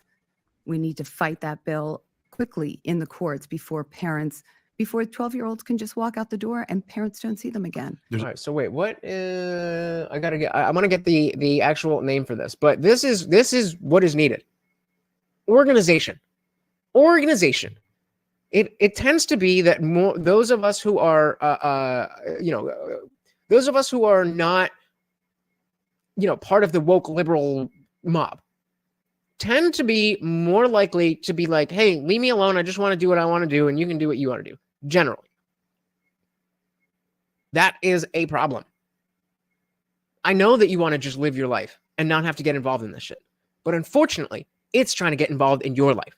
So as she said, you cannot play defense. You have to play offense. And what that means is organizing, having the numbers, and having more people to say no than they are saying yes to all of this. Am I missing anything here? Pat says the peers that review the studies have a vested interest in pursuing an agenda. Follow the money. Of course. Yeah. That's nothing new. That's nothing new. It's all about money. It's all about money. Again, why? Why would a gender affirming therapist want to tell a parent that the memories she has of her child just a few years ago being girly didn't happen? Nah, you made it up. What possible purpose could that have if there's not a huge financial incentive behind it? That wouldn't make sense. So the solo said, I think in an interesting, I said in an X thread the other day regarding this, just make everything 21. Voting, tattoos, military service, alcohol, and transitioning at least have some consistency. But yeah, and I say 25. I say 25. The 21-year-old of 2023 does not have the same mental capacity when it comes to society and the way the world works that a 21-year-old did in, let's say, not even that long ago, 1975. Two very different people. A 21-year-old in 1975 is very different than a 21-year-old today. I think we would all agree on that. CD said, I feel most sorry for the tomboy girls. I knew lots of girls that would play kickball and football with all the bros. What happens to them now? They chop off their titties and then, take themselves away. It's really sad. It's really, really sad. Hey, we got Trey Williams in the building. Welcome to the party, brother. So I think the problem with some of these bills with trans rights is that they might be done in good faith, but poorly put together and easy to abuse and misuse. Fuck yeah. Well said. I was just talking about the Anita B job fair that was supposed to be a woman's job fair, but it was overrun with men because as long as you say you're non-binary, well, you're included. And it's like there's no way that this was not ever, there's no way that this wasn't going to be the case. That's not how the world works. If you create, as somebody said beautifully, if you create a man-sized hole, people are going to walk right through it. If you create a man-sized hole in your ideology, somebody's going to walk through it. Welcome to the party, brother. So the soul said is definitely going to get in our lives. I recently saw a video where a service member said TRICARE, a U.S. government agent insurance, paid for their transition. So taxpayers paid for that. How dare you? Why is that allowed? That should never be allowed. I mean, talk about elective surgery. Talk about elective surgery. Jesus Christ. Yeah, exactly. It's either that they that they're trying and they just suck, or that they just want to abuse it. And I really don't know. Which one it is. Anyone says, agreed. A 16-year-old in 1953 was better equipped to make decisions more than a 25-year-old as of 2023. Completely agree. All right, let's see what this site is all about. There's a couple things here, folks, if you're listening to this. Every parent, I would recommend, if you're dealing with anything, you can ask her direct questions. You're on Manek now, right? I think you talked to Lisa. Lisa, you can find Erin on Manek. Rob, if you can put the link in the chat as well as in the description for people to see it. Ask any questions you have on Manek. You can get a hold of her as well as there's a website called protectkidsca.com. All right, protectkidsca.com. If you are in California, go there. Whatever you can do. If there's a somewhere to comment something, if you have the money, drop them a donation. If you have a story to tell them, whatever you can do, help them out. CT said a lot of the trans bills for school are really about. Did we say this one already? I feel like we said that. But yeah, it's not about kids' rights. It's about destroying the family. Hey, we got Stephanie Miller in the building. Welcome to the party. Bruce with Soul to Soul. It makes no sense that a 16-year-old needs parental permission to get a tattoo, but a 14-year-old can get an abortion or decide to be trans without their parents knowing. What? Make that make sense. Welcome to the party, Stephanie. Any phone says, wait, does that mean I can go into the military and have some heightened surgery and penis enlargements? Because I'm on board. I mean, the way that it's going, sounds like it. If you want to change your genitals, the U.S. Army is for you. They can also go to Oli. I'm going to come to you for a completely different thing here. My wife and I, we're in, I don't know where we were at. We're having. Is the video any better, guys? Or are you really just hanging in there with me? Dinner somewhere. We're skiing. Whatever. One of these mountains we're skiing. We go to this nice restaurant. This fellow comes and is serving us. Very nice guy. Extremely attentive. I love great servers who are paying attention. I don't need to tell them, Arnold Palmer 80-20 iced tea, and it comes back, it's 80-20 lemonade. Just small little details that I like. Okay, constantly refill, doesn't let the glass stay empty for more than 2 minutes, and then boom, comes back and does it, right? Shout out to Basil. Like, so, tell me about yourself. Yeah, I'm this, that. And then all of a sudden he opens up. He says, yeah, well, I'm gay and all these things. Oh, okay, cool. So I said, tell me about your relationship with your dad. Oh, I hate him. Tell me why. He did this, that. Everywhere I go, I'm a pattern guy. I'm a numbers guy. I'm curious. I ask questions. Ooh, I have an idea. Hold on. Can I do this? Can I change the quality? Maybe it's the quality? No, I can't change it. All right. Well, I appreciate you guys. You're awesome. And one of the common trends you'll notice, especially with a boy, is a relationship with father that's either not there, it's missing, or when the boy was going through certain phases in his life that he was confused, that person wasn't there, fatherless homes. What was that experience for you as a young boy? Not today, as a young boy, when you're going through where at some points you needed to talk to somebody, but you didn't have anybody. Yeah, I had a Thank very you so very much appreciated. But yeah, I mean, before he gets into that, the fact that the military is paying for transitions, could this be a reason some young people will join the service and so many others are leaving the service and right on the doorstep of World War III? Great job, America. Great job, America. Come on.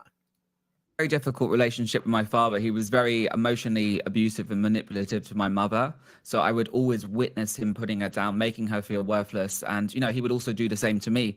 And, you know, if I would go against his word or if I didn't want to do something he wanted to do, you know, he would get very angry at me and put me down. So he was trying to mold me in his vision of the world, you know, to become like him. And I wanted to become like my mother. So that's why I kind of became attached to women and, you know, feminine figures as opposed to the masculine role model. So I didn't have that good masculine role model. And Of course, didn't have a strong male role model and was confused about dating and sexuality. Surprised? Me neither. I think that was really a big part of the problem. And for many people that do transition, there is normally an issue with the family unit. So there's normally an issue with the father. Maybe they lack that strong role model. Maybe they have, you know, come from a broken home or they've suffered from something. So that really, really affected me. So, and, you know, he walked out on my family one day and, you know, never spoke to him since. And Never spoke to him since. just walked out. How no old were you when you explanation. walked out? So I was in my early 20s when he did that, but he was always just leaving and not coming back for a long time. And, you know, he was not nice. And, you know, I think that really played a big part in, you know, my confusion, because I was like, I don't want to be like this person. I don't want to become like this horrible man that is abusive to this person that I love, my mother, and abusive to me. You know, Right. And that's such a natural way to see if that's the model of man that you have in your mind, because that's all you know, then what else would you think? So the importance of, as anyone saying, good fathers are the key to society. I feel bad for this guy. I didn't always be the father that I should have. And I think, you know, as somebody who doesn't have kids, I think that there's a lot of, you know, there's no handbook. And I don't think that, you know, messing things up here and there or not doing things perfect makes you a bad parent. But consciously not doing the things that you know you should do, or doing things that you know you shouldn't on any kind of regular basis. No bueno. But I know you're a good father. I want to become more like my mother and more feminine and soft and, you know, gentle. Makes So sense. that really affected me. And, you know, the family unit is such an important thing. Oli, so let me ask you. So somebody may be watching this as a father, and they may say, "Man, shit, sometimes I'm pretty bad to my kids." They'll improve. There we go. As any film just said. So, you know, even if you're you know, even if you're not the perfect man, that doesn't mean you're not the perfect father. Big Brain Strategy says, incidentally, approximately 70% of applicants for the U.S. military are ineligible for service due to issues in physical capability, mental and emotional health, as well as criminal background. 70%? Damn. I mean, when I was younger, that was like, if we think about movies from like the late 90s, 2000s, that was TV shows, that whole thing about, oh, you're failing school, I'm sending you to the army. That was always a thing. I mean, maybe that part has to do with criminal background, but 70%? That's a lot.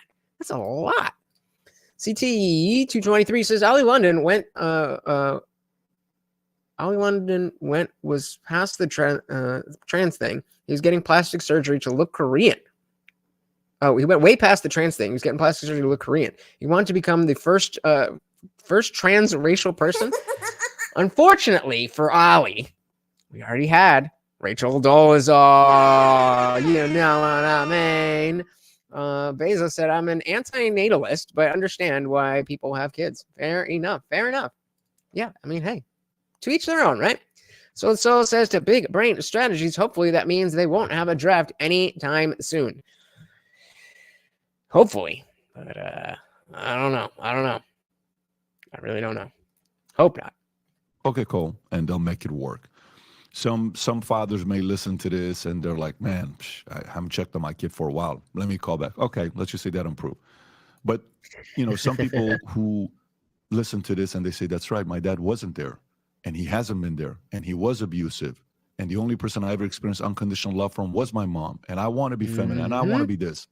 What do you tell the person that doesn't have an example of, what do you tell the boy that's like, this is exactly what I'm going through. No one understands me. No one knows what I'm going through right now at that phase because you think you're the only person that's going through this. What do you tell them? And again, before he even goes on to that, like we already feel like that naturally when we're going through these changes because it doesn't happen at the same time for everybody. So we're in school and some people are developing this way and some people are developing that way and some people are growing and others are not. And the feeling of isolation, like this is only me. Well, it kind of is only you. Everybody's having their own journey through puberty.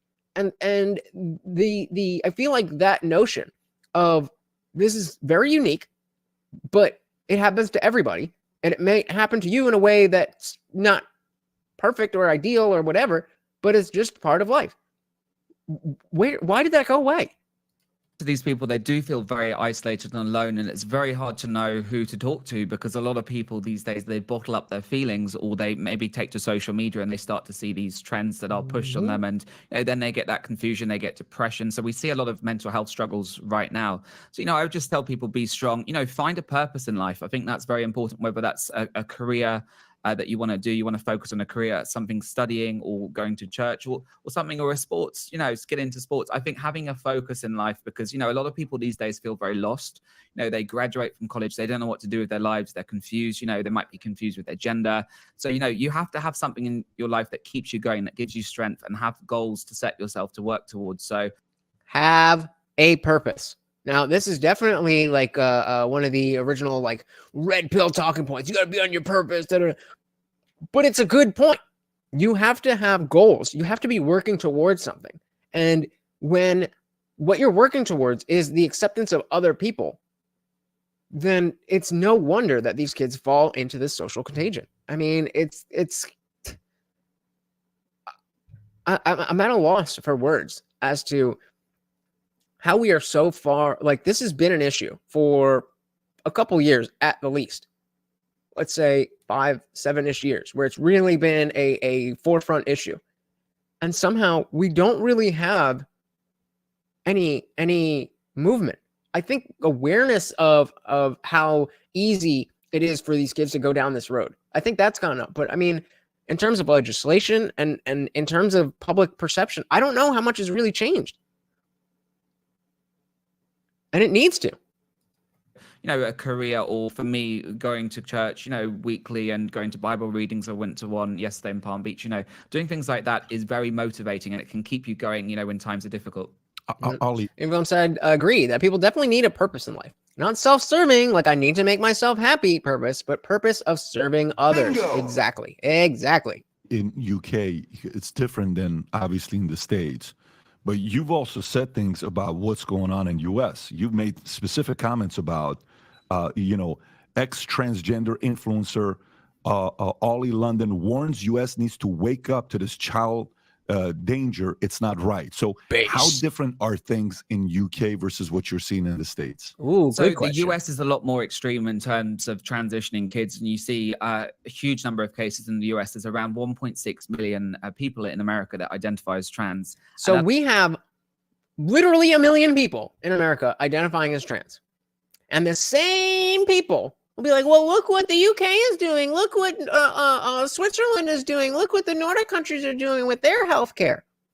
But don't look about this. No. This, we're America. We got to be we're the only ones that are doing it. Hypocrisy and a lack of principle. It's not about what is right. It's about what's expedient. And it's it's just, I don't know what other word to use than sad. It's sad. That has gone up by 600,000 just in the last few years. So we're seeing this sharp kind of increase. The UK, we're seeing a lot of schools now being infiltrated with gender ideology and woke culture, and it's really being pushed. And then obviously social media is pushing that. Shout out to Libs of TikTok. In fact, let's take a drink to Libs of TikTok. How much would we really know about this if it were not for Libs of TikTok? That was the linchpin in us really seeing how extreme this stuff really was. We knew it was bubbling up in society, but we didn't know that the teachers were shoving it down kids' throats. Shout out to Libs of TikTok. CT said, I do think there is a slow reversal happening. Matt Walsh interviewed that doctor from What is a Woman recently, and she said it's slowing down. Oh, the good doctor, the blonde one with the glasses. I remember seeing something. I think I saw that, and there was the blue-haired doctor, the first one that was in What is a Woman. I think she got like in trouble or something. I don't remember exactly, but do you know what I'm talking about? And okay, yeah, we're on the same page. We're done. Guantech says, if you can't find purpose, focus on at least trying to be 1% better at the things that matter. You might just find purpose along the way. Yeah, or not even things. Just take one thing. Just take one thing and be 1% better tomorrow at that one thing than you are today. And in 6 months, you'll be a completely different person. I know it's cliche, but it's cliche for a reason. Doesn't said, am I missing something? You guys talking yourselves?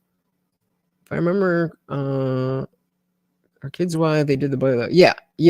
So a lot of people think that the Bud Light boycott was just about the commemorative can, like, you know how this is. You know, I have my sticker on the mug here, where Dylan was like, "Oh my God, look!" But it wasn't just that. There was at least 3 different videos that were, I thought March Madness was just I don't even remember. I just thought it was something cute where everybody goes shopping or something stupid like that. And but now that I know I'm with Bud Light and I'm going to be enjoying this, that is an advertisement. The people in Dylan Mulvaney's audience are children. So not only are you using this person, but you are using this person to sell alcohol to children. Come on. You can't do that. Yeah. So that's what I'm talking about. The first doctor that shows up in What is a Woman? She had the blue hair, and she's the one that's saying, like, puberty blockers, it's like, you know, you're listening to a song and you press the pause button, and if you want to stop, then you just press play and it keeps going right where you left off. And now she's getting sued. Serves you right. Basil says, my purpose is to help people with my knowledge and wake up to the looming 1984 about to steamroll us. Well, I think that is a good purpose. I do indeed. Yeah, and trans are 80% are kids, and then the rest of them are AGP men. So we are starting to see a lot more of it. Yep. However, the UK's National Health Service did ban puberty blockers, and they have made it very, very difficult for teens to get these hormones, because at the end of the day, you know, people in the UK woke up and like, this is not fair. Kids cannot consent to this, and you can't drive a car, you can't smoke. So, you know, people have woken up, but there are... It's such a basic principle.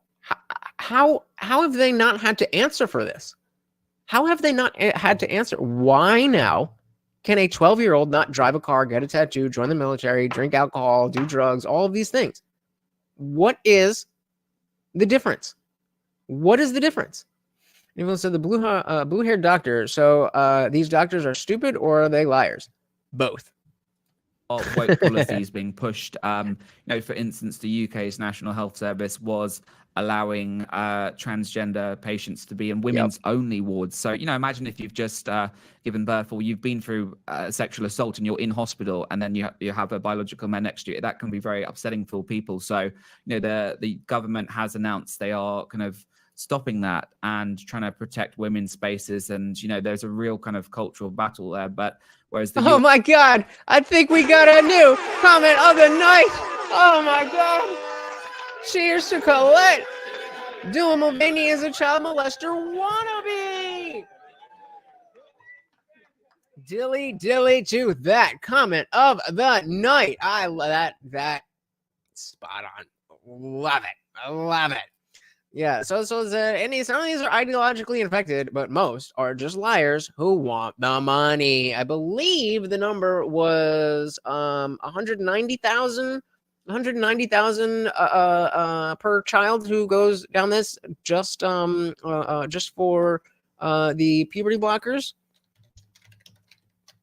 This, my friend,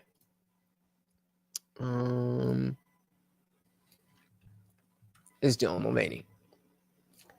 This is Dylan Mulvaney. Not a woman. Not a man either. You know what I mean? Let's get this off my screen, please. US is a lot more extreme. Obviously, you have Republican states, 19 have got legislation banning gender affirming care. Whereas you look in, places like New York or California, and there are so many kids being encouraged and incentivized to transition. I mean, as Erin was saying in schools, that is really kind of the ground zero where this is happening, because you have groups of particularly girls in the same class. They are suddenly changing their pronouns. They're becoming trans. The teacher is then affirming that and not even telling the parents. And, like in your case, you weren't aware of what was going on because the teachers don't say so. Yep. And I say this all the time, that when I was when I was in school, when I was in middle school, this is when, the age that we're talking about, 12, 13, 14, every girl, not every girl, but there was groups of girls, like friend groups of girls, and they all had eating disorders. It was just a thing that they did. Why? Because naturally, as you see other girls getting, getting their body filled out and getting attention from the boys and whatever, and then you see a way to control that. Just like, transgender is a way to control that, but it's worse. It's worse. It's so much worse. Could you have imagined that we would be in a society where you might have a daughter who is an anorexic bulimic? You're like, oh, well, thank God she's not trans. Crazy. Yeah, that was the whole Bud Light nonsense with the days of girlhood. Yep. I'm 169 says you can link the doctors back to Big Pharma. A patient cured is a customer loss. Once they have you for life. That's what they want. That's what they want. They said, I don't watch or read news. I see thumbnails about topics. There you go. That's the best way to stay informed. So Dylan Mulvaney's incredible marketing study was able to become insanely famous through social media, then destroyed. Yep. Oh, it destroyed one of the most famous brands ever. Truly fascinating. Agree. And I mean, it happened because all the pieces were in place. It wasn't any one thing about that. It was the fact that, okay, Bud Light is Bud Light. The trans stuff is bubbling up, and Dylan Mulvaney specifically is, the least legit transgender person ever. And then you add in the fact that you're selling alcohol to kids. It's just the perfect storm. Any film said, yes, exactly. You have an anorexic daughter and you encourage it so she doesn't self-delete. Like, that's not how that works. She either will self-delete or just be deleted by starvation. It's a lot more extreme here, but I think a lot of people are waking up, and I think that's, great what Luka is doing, and Erin, and, for you as well, hosting this podcast. All right, today. shout out to Dustin. Well, thank you so much for partying. You have a good one. Speaking up, because we can't be silent. Parents need to speak up, because it's now or never. We're losing so many kids to this transgender crisis, and we're going to see in a couple of years, thousands and thousands of more kids detransitioning, regret rate, and they're going to be kind of stuck of what to do. I'm going to ask a question, Tom, and I want you to go to yours. So here's my question for you. When I lived in Iran, it was always, fashion comes from Italy to Iran. Whatever they wear in Europe, then we wear, right? And then you live here and you're thinking, well, US has got to be more fashionable, right? No, it's really what Europe wears and then we wear, right? Okay. And you've said whatever California does, everybody else will do in America, right? So if California gets to this place, odds are it's going to come to your state here very soon, right? California is just America 3 to 5 years from now. Do you from UK, do you see folks in UK who look at the States and California and says, oh, they're doing that, we should too, because they're the cool people? Or do you guys look at US and you're like, these guys have lost their mind. What the hell are they doing? They're out of there. We lead them, not the other way around. How do you view US? You know what I'm asking? Yeah, I mean, most of Europe, we always do follow US trends. That's, in terms of Hollywood, in terms of what's cool on social media. So we do often, but I think there's a lot of people that are more awake, a lot of parents and British people, they're quite outspoken. They're not afraid to say, look, this is wrong. And, the parent will go to that school and say, stop teaching our kids this. And, they will speak out against it, petition their member of parliament. So I think people are more proactive in speaking out. Whereas in America, you have this very strong cancel culture.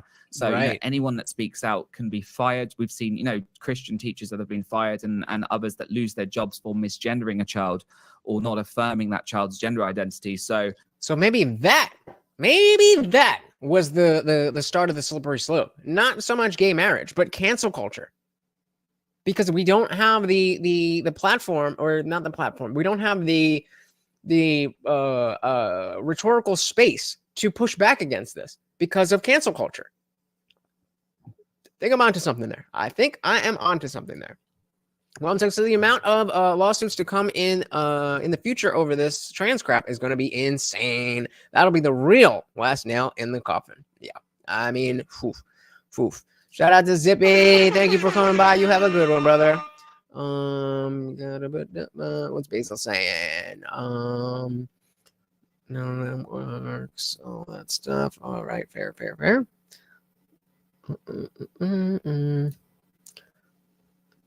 The whole Dylan saga, and the young marketer director was in or over her head. Still fascinating. Yeah, definitely fascinating from a business standpoint. Should be studied at colleges. How marketing created him, how marketing destroyed him, and like you said, one of the biggest, most recognizable and accepted and ubiquitous brands. Like ubiquitous meaning it stayed away from this culture war.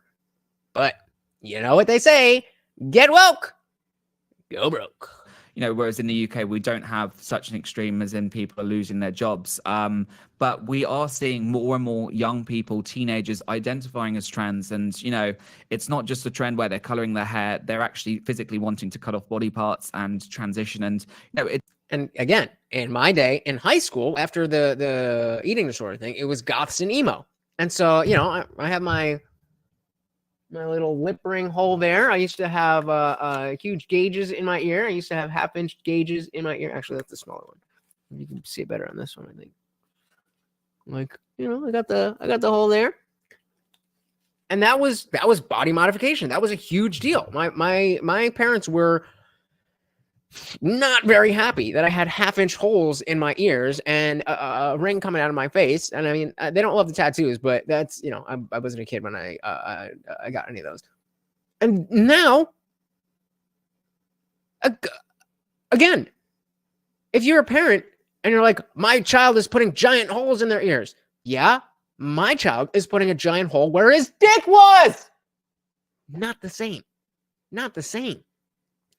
Colette said, here in Florida is where wokeness goes to die. There we go. 169 said, I think the slippery slope began with being politically correct. So I think that's, same kind of thing that I was saying with the cancel culture, all that stuff. I think that's on the same slope.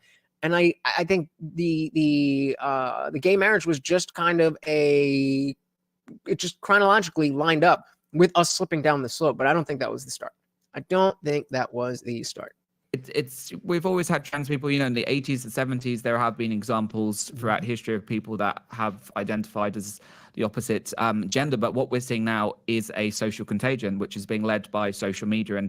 And, social media is mostly American. It's Instagram, it's Facebook. Obviously, you have China, which has TikTok, which has played one of the most significant roles in this. But yeah, I think in terms of social media trends, they do come from the US and seep into Europe. And, young people are being affected by that. very articulate. Really appreciate your points. You talked about Tom, it's don't you know that it's racist to call people articulate? Oh wait, no. Inside joke. If you know, you know. Qualm says, I used to watch Akira back in the 90s, and I thought, how could society ever get to that point? Now I understand. Not too sure. What is Akira? I think I've heard of that. Maybe I even know it. I'm not familiar with the name. Bezos said I've done a bit of work to meet others, but you still, yeah. Well, I'm kind of reading, and shout out to you, Basil. Shout out to you. About your relationship with your parents, and then you're going into adolescence. Were you getting, where was the social encouragement or social ratification? Because I see what you mean. Hey, you go to a psychologist and all of a sudden all they are is ratify. Your bad parents are there. So they're actually lobbying, not processing. Did you have at the time, what were the social influences from school or whatever that were ratifying, that helped you make that decision? Well, I was always bullied at high school and told that I was like a girl. You know, when I would go swimming, I used to have man boobs, so I would get really teased about that, and that really, really affected me. And then, you know, it made me have the mentality as, you know, was I born in the wrong body? Am I meant to be a girl? And then in adolescence, I kind of just started doing surgery because I'd always had low self-esteem because of this, and that kind of became worse and worse. And then, you know, I started being a very heavy user on social media. So, you know, when Facebook came about, Instagram, MySpace back in the day. I was just thinking about, you know, telling the story, and I'm wondering how old Oli London is.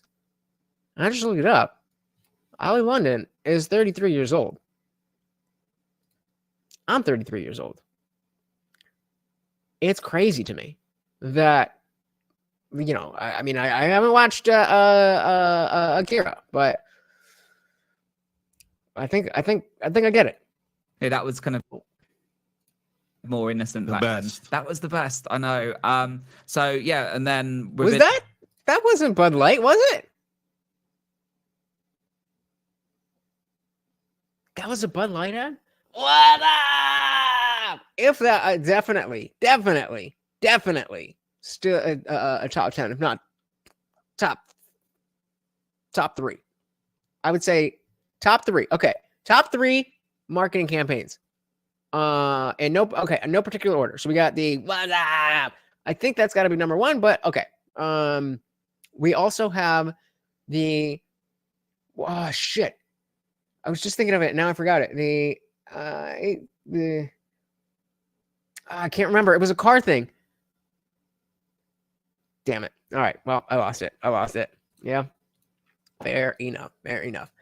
So the Solo says, imagine a culture where gender ideas are so messed up that having man boobs could make you think you are really supposed to be a girl. Oh, wait. Yeah. Tiger Woods Nike might be number 1. I don't even remember that. So I don't think so. In the last 5 years, you know, I became very addicted to social media. And obviously, you know, TikTok came around 2018. And that was when I really started to push myself and think, you know what, let me do this transition, let me change my gender. And then, you know, all I start to see is videos online, and you see somebody that transitions, they suddenly get praised, they get love, they get validation. And I was lacking that. And that was a big part of it. That's very interesting. We had a gentleman on a couple of weeks ago, Bob Woodson, that does a lot with at-risk youth. And one of the things that churches in the inner city that were desperately trying to heal the gang situation pointed out that young men need love, discipline, and respect in big doses starting at age 12. And when they don't get love, discipline, and respect, the gangs provide that to them in almost the most opposite but perverse form. But I'm accepted, I'm loved, and I have discipline. And it's interesting. We talk about youth needing a magnetism, needing to magnetize to like a parent or a support. And I think you all are talking about this in terms of what the kids need but what they get. How do you identify what would have helped you early on? What are your foot's under my butt to kind of counteract that? Because a kid adrift is just going to connect, whether it's the gangs or ratification on social media. What are the cues parents look for, and how can they be involved? Because you've all have had direct experience. Yeah, I mean, I think there are a variety of things. You know, school can be an influence. Obviously, I grew up in a different time, so we didn't have the trans trend in the schools. But again, as I was growing up, you know, I started using social media back in the early days, and it was, for me, it was that validation. So a lot of kids simply, they might be struggling with depression, with the way they look, or even sexuality. We see now a lot of people that would normally just be gay or lesbian, they are now becoming trans because they're being told that's the trend. So, you know, for me, it was that kind of confusion, and people around me always telling me to be a girl. So when you have a kid that's maybe lonely, they've been bullied, and, you know, they don't have kind of positive role models in their life, you start to become adrift, and then you start to want to kind of transform yourself completely. Look, I got a question for you. Oh yeah, they want you to, what is it? You'll own nothing and be happy, living in the pods and eating the bugs. Not for me. Not for me. And it says children need a father and a mother participating in their lives. At the very least, they need a masculine figure and a feminine figure. At the very least, if it can't be a father and a mother, there has to be the masculine, feminine, yin and yang, as we were talking about. It has to be there, or you will not develop properly. It just won't happen. Yeah. You're Minnesota, right? Okay.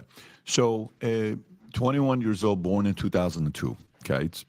But when you were at the age that you were, TikTok was Musical.ly, is what you said earlier. Yeah. When the event took place and you're kind of going through the process where these surgeries are going to happen and you're coming home, how are your parents talking to you? Are your parents sitting there saying, babe, you sure you want to do this? Babe, are you sure you want to do this? Babe, you can think about it. Why don't you wait till you're 18? You know, you don't have to hurry up. We can wait to do this.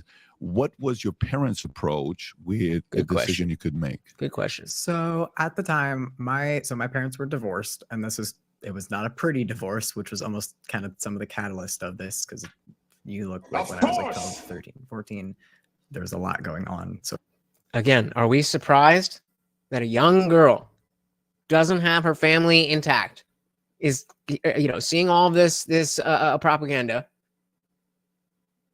Is it any surprise that they fall into this? Why would it be? So of course I like retreated away from myself. When did they go to how old were you when the divorce happened? So I believe I would have been 12. So when the divorce happens, that means divorce been happening for a few years. When did you kind of see like this is going to eventually happen? Let's just see how long they're going to take. You know what I'm asking? I really didn't, because they tried their best, but it was actually right before they like officially got divorced. That's when I also got a smartphone, because of the fact that they're like, okay, well, you're going to be switching back and forth between houses now. You're going to like, might be helpful. And that's kind of the only reason I got one when I was like 12, almost 13. But so welcome to the party, Crucified, but I am not putting that on screen. Very different perspectives from my parents. My mom did come to me with some concerns. Yeah, so she said divorced. It was a nasty divorce at age 12. So, you know, after that, you can imagine probably not around that much. Now, again, it doesn't mean that the parents didn't try, but it's not the same. It's not the same thing that I can put up. Welcome to the party, Crucified for my opinions. Good to see you, brother. Sorry about the video. I don't know what's going on with StreamYard. It's definitely not my internet. It looks perfect on this end. But thank you for hanging out. So the soul said she was searching for connection, approval, attention, anything to feel better. That's how I was. That's how we all were. And that's your next sentence. I think that's how we all were. The failure of the family unit has a lot to do with all of this. Absolutely. Absolutely. I think maybe we have to, instead of trying to attack the trans ideology, I think if we approach it from just bolstering up the value that we have in the family unit, that might be a better way to go about this. I mean, you know, Tim Pool talks all the time about how, you know, they either don't want kids and they think it's the worst thing in the world, or they sterilize themselves. So in 2 generations, these people aren't anyway. Maybe, you know, we just do better and play the long game. And she was like, I'm scared you're regret this. She expressed this to the therapist I was seeing at the time. What do they know? And that was shut down. And she had private sessions with this therapist, and they essentially talked her out of expressing those concerns like that to me. Meanwhile, you had the whole trans community kind of feeding it in your ear that if your parents don't immediately go along with all of this, if they don't affirm you, essentially, they're hateful. Mm-hmm. They're hateful people. And here's not only are they hateful, but they're hateful, and we will accept you. We will love you. We will do all of that. We will give you everything that you're looking for. Your evil parents won't go along with what you're saying. Come to us. I had no reason, before that to believe that they were. And I feel like even as like a 16-year-old, I tried my best to understand what they were going through. Now I will say it was from my lens of like my 16-year-old brain. So probably not the most Shit. Informed there. No but, shit. My mom had concerns. If my dad had any concerns, he never brought them forward to me. Wow. I mean, I don't know how you be more not in the picture than having concerns about your daughter trying to become a man and just not expressing those concerns. What? Yeah, exactly. Cult tactics. It is a cult. That's what it is. It's not surprising they use cult tactics as a cult. Spot on. Excuse me. So the soul said if it's a fifth generational thing, like Tim has alluded to, I think it's indeed a long game, and we have to do our best to get past this weakness, get through the hard times, so to say, and come out stronger on the other side of it.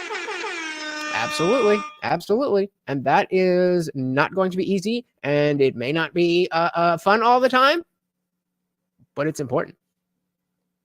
And if we don't do it, they are working. They are doing their thing to make this all of society. They may as well be saying, they're owned from the river to the sea. Everyone will be LGBT. Let's go from the Atlantic to the Pacific. What runs the Pacific? I don't know, but you know what I mean.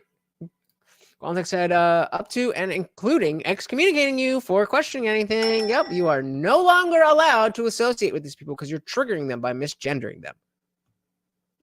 How dare you? So that's how it goes. My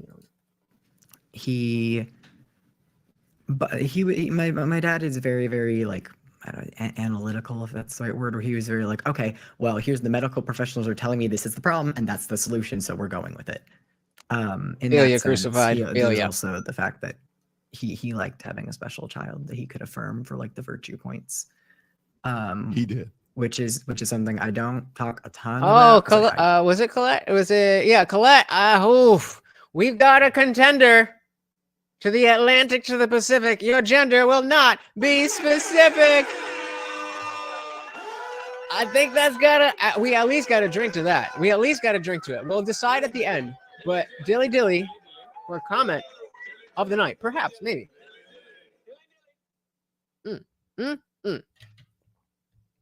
Atlantic to Pacific, your gender will not be specific. I try to not, that's my ability to keep my family out of stuff. But my dad is a man who very much was very progressive in the sense of like a hardcore like boomer progressivism. If anyone knows what I'm talking about there.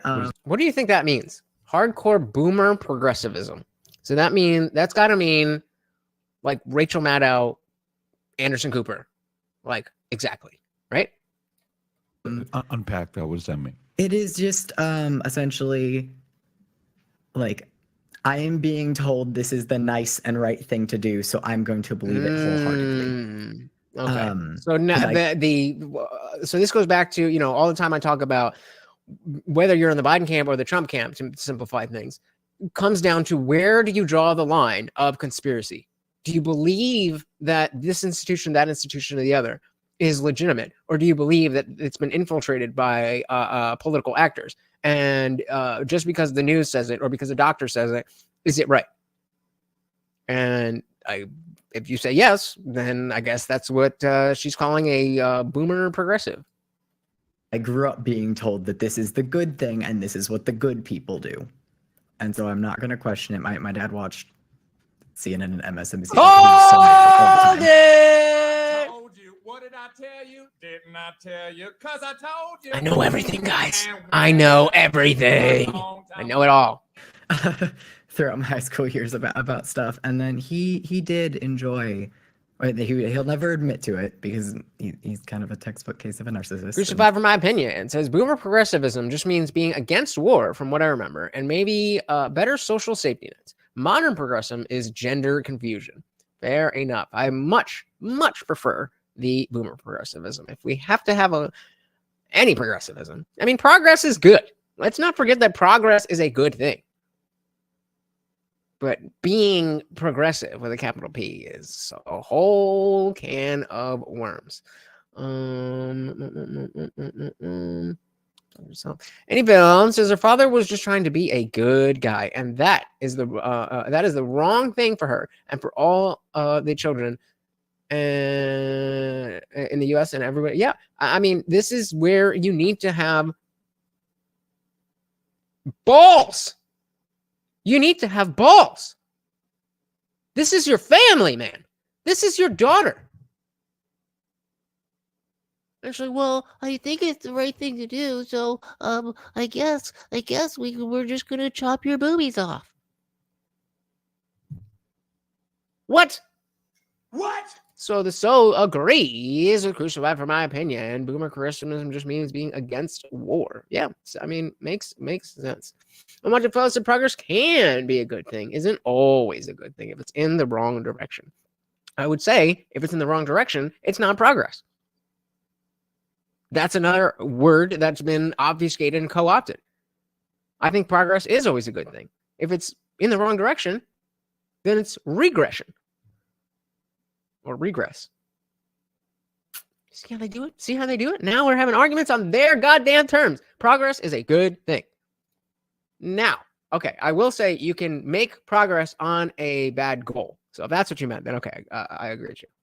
If he's watching this because he knows I'm on it, hi.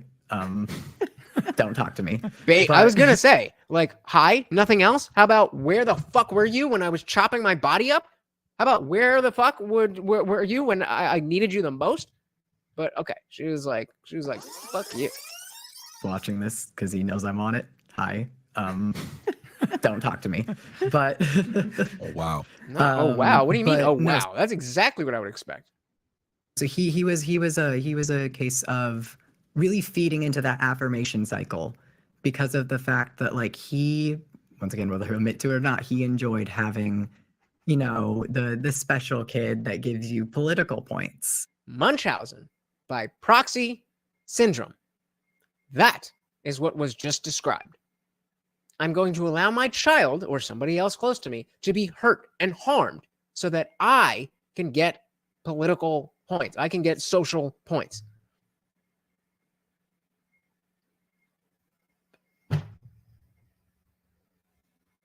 What can I say? What can I say that hasn't already been said? This is not a legitimate movement. There may be legitimate trans people, but this is not a legitimate movement. Soul the Soul said, like racial relations, and how many of us thought it was better in the 90s than now, but they keep calling it progress. No. And that's why I say that race relations have been regressive since the 90s. Absolutely. For that exact reason. Because I'm technically a Gen X conservative, but I don't get hung over someone's social progressivity. Is that a word? Progressionosity?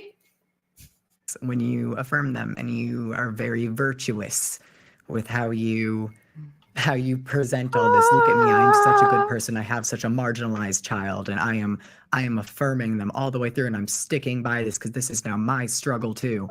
And that actually got to a point where when I was about 17, but right before I stopped switching houses, I called my mom at one point, and I was curled up on the bathroom floor of my bathroom at his house, and I was on the phone with my mom, and I was absolutely sobbing.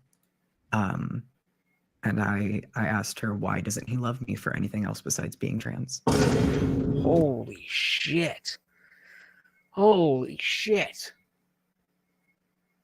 I'm just trying to take a moment to put myself in her shoes. Why doesn't he love me for anything else besides being trans?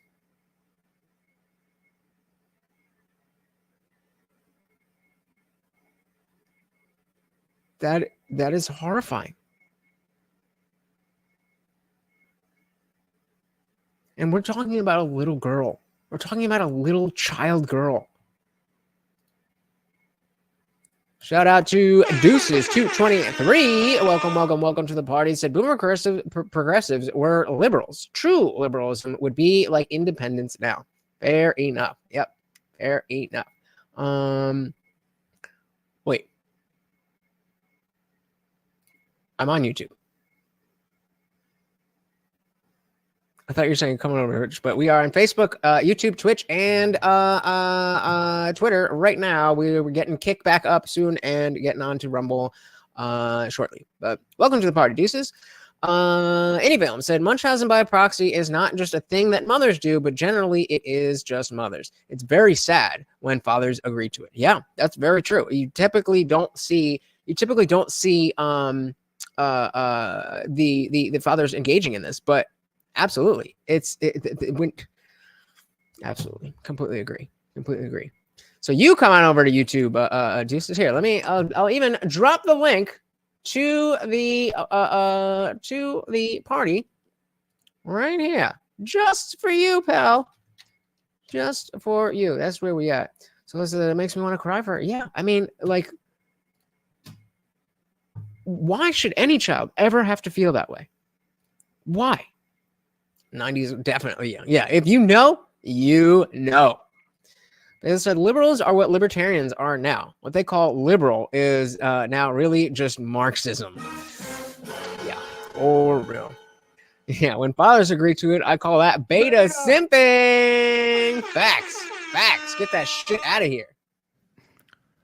And that is where you see these parents, and it hits a special chord with me when you see these activist parents that have, especially the young children, that are affirming this, because when these kids grow up and they get to that place where I was curled up on that bathroom floor talking to my mom, when they get to a place like that and they realize that their parents have essentially put all the eggs in the basket of, you know, this is what makes you amazing, this is what makes you special, this is great, I'm affirming you, that's going to break those kids.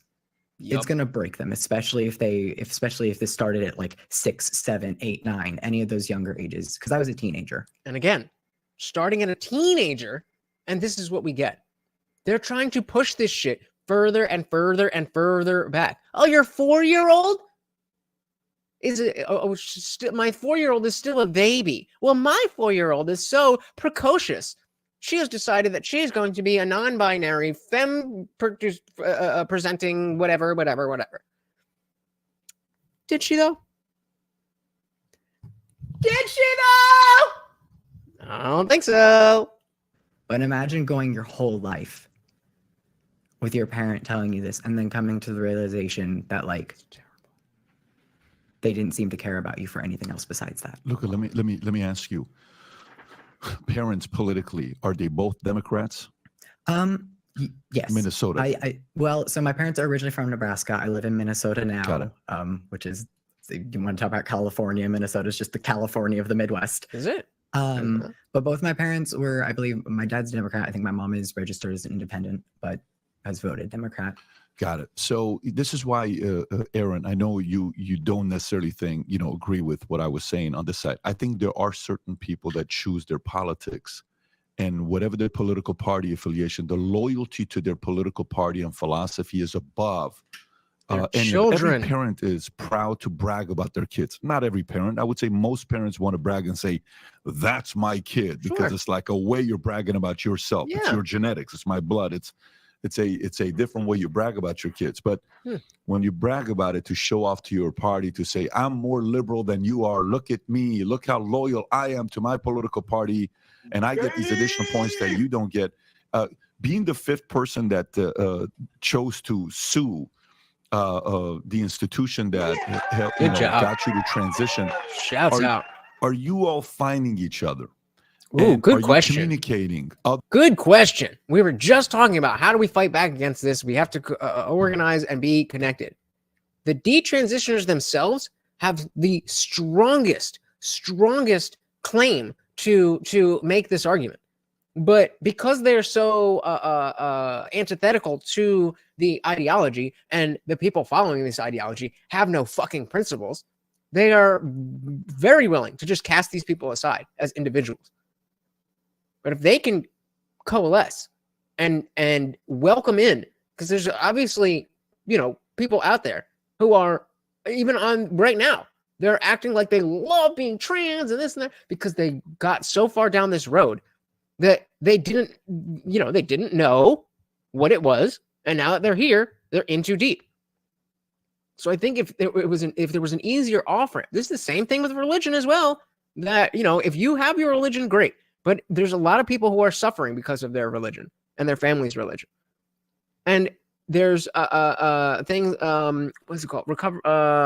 Shit. I forget exactly what it's called, but there is a specific group for clergy members who have lost their faith. And this is the same kind of thing that, like, okay, if you're a Christian and you decide that you're no longer Christian, like, all right, whatever. Now you're just, agnostic and atheist, whatever the fuck you want to call it. Even though it's atheism, unless you're going to another religion. But if you're a priest, you can't just be like, I don't know about this anymore. Like, that's not going to be acceptable. And so there is, and I'm blanking on the name, but there's a robust community of these people where you can be anonymous. And a lot of times these clergymen don't necessarily even want to leave their work. They enjoy being part of the church, and they enjoy the values, and they enjoy the community and all that stuff, but they don't believe, and they have no one to talk to about remember we talk about how there's a similar red pill rage, and there's an atheism rage, that when you realize, oh, all of the things that I've been living by, I no longer believe in. And you need to share that. Otherwise, you will go crazy and, I don't know, maybe start raping some kids or something. I don't know. It can get real dirty. Shout out to Indie Film, our sponsor, out sponsoring himself. Oh my God. I feel some shaking. I don't know what he's shaking about. I don't know if he's going to eat it. You going to eat it? Come up here. What's the matter? Maybe he doesn't like peanuts anymore. I got to get him something new. But he is shaking. I don't know why he's shaking. But thank you so much out sponsoring yourself, brother. Very, very, very much appreciated. Others that are in a situation like you, that went through what you went through. And if you were to put 50 stories on the board, are all 50 have the same 6 components, 5 components, 3 trends? Great question. Or are there different reasons why kids go through transitioning? Here, let me grab these real quick, because that was a great question. I want to get that interrupted, but I missed a couple of these. CT said PBD is a great interviewer. He hasn't interrupted these people once. Compared to other interviews, he's letting them finish their thoughts completely, since it's a delicate topic. Yes, well said. And that is a sign of a great interview. Understanding, okay, when can how should I interview Anthony Weiner versus how should I interview her? Great point. So said it's starting to happen more. Chloe is, I thought I saw that before. What is, who is this Chloe? Chloe. I don't know what we're talking about. But Chloe is one personality that is active in the arena of detransing. Chloe Cole. Oh, okay. Oh, okay. Gotcha. Or needs a blanket. He's got a whole thing here, and he's sitting in my lap, which is on fire. And he's got that there. He's got a bed here. He's got a bed there. He's got it all. He's just a beta. He's crying about nothing. Out here, trying to have a show, trying to have a thing. Or give you a treat every time I get a super chat. Get a super chat, you don't get a goddamn treat. Come on, man. Talk about a struggle stream. Just to, I guess, add a mini asterisk to Let's go back and hear the question. Components, 3 communicating. Are you all finding each other? And are you communicating others that are in a situation like you, that went through what you went through? And if you were to put 50 stories on the board, are all 50 have the same 6 components, 5 components, 3 trends? Or are there different reasons why kids go through transitioning? I guess add a mini asterisk to the parent. Welcome, Sheev Palpatine as a girl, to the party. You're so handsome. You remind me of a Colleen Hoover book. I'm imagining our life together, like it was written in the stars for us. And I don't even know your name. So let's start with this. Who are you? I am the Indian Jesus, he to resurrect the second coming of common sense. Welcome, welcome, welcome to the party. Thing is it tends to be a certain personality type that this kind of ideology appeals to, feeding into their ego. So it's not necessarily even politics. It is like if you have a narcissistic tendency, you're going to do anything to feed your ego. And unfortunately, this topic feeds their ego. And again, there's so many different, whether it's Munchausen by proxy, whether it's what she was talking about here, there's so many different ways that you can abuse the sensitivities that we have of, wanting to be open and sensitive to trans people and be like, okay, yeah, I'll call you a girl, even though we both know that you got a dick. Like there's too many ways to abuse that. Whether it's the AGP guys, whether it's the I'm aware of CT, whether it's the lost my train of thought. Future go. So yeah, whether it's the AGP males, whether it's the doxed. Whether it's the AGP males, whether it's the girls who are just getting caught up in the social contagion, whether it's the men who want to get into women's spaces, whatever it is, there are way too many avenues for this to be abused that we cannot allow this to just be normalized.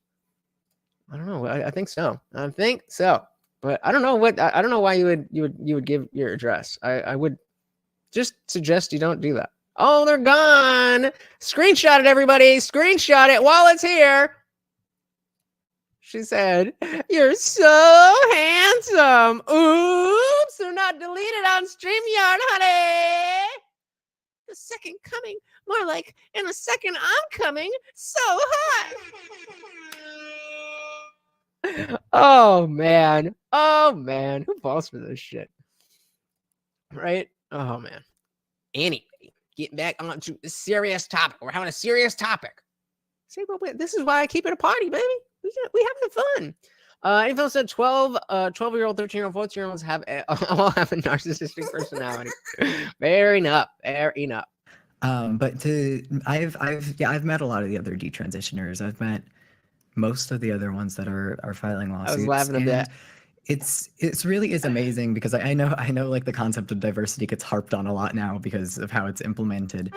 But detransitioners are truly one of the most like diverse groups of people I have ever been around. We're from different backgrounds, different races, different religions, different political beliefs. I think you would be very surprised at how diverse most groups of people are outside of a religion or an ethnic group specifically. Most people are most people. So if you go play basketball, you're like, oh, this is the most diverse group of people. You go play chess. Oh, it's the most diverse group of people because people are diverse. When you surround yourself with people who are, when people are specifically not ideologically diverse, then you get this assumption that people are just one way. Sad. Inappropriate. How dare you? But all through all of our stories, there is a thread of these certain things that happen. I'm going to say that propaganda is going to be at least one of the things that she says. There is no way that she's not going to talk about the manner in which this information comes into the consciousness of these children. And it's just woven in there. And that's kind of what is pulling us all together. There's a thread of events such as, family life problems, sexual trauma, Okay. internalized or external homophobia, all of these things, just general being uncomfortable in puberty, social media, and being like influenced by this stuff to feel accepted. But all throughout all of it, there's a young person in each of these stories that just wanted acceptance and just wanted to feel loved and wanted. And unfortunately, for a lot of us, that came from a very predatory place in our lives. Yep. When you hear that, what do you think about it, Erin? I can tell you that when I hear that, I feel very sad. And I feel that I wish these kids were better equipped to know that there are people out there who are willing to sacrifice them for whether it's social points, whether it's money, whether it's anything else. As adults, we know that. We know that like people will be exploitative to each other. But having to realize that as having been exploited in such a like deep and comprehensive way, that's got to be a wake-up call. So said it happens a lot, but moving up. That is really truthful. So I run a parent group, and all I need is the parent to give me the age and the sex of the child. She knows the story. And I can guess the story. And the story, I'm usually spot on. So when a parent comes in and they have a female teenager, I can say, not in the cool crowd, into anime, watch too much porn, hides in the room with social media. Like there are patterns, and they're so obvious. So that's what they're doing. Okay. To us, if it's a boy, I've got a different pattern. These boys are highly intelligent, usually Asperger's on the spectrum somewhere. They're usually uncomfortable around girls, never had a girlfriend. So there's these really stunning patterns that we see day in and day out that the doctors seem to just ignore. Yeah, she's just a parent. She's not a doctor. She doesn't know the science. So how could she possibly have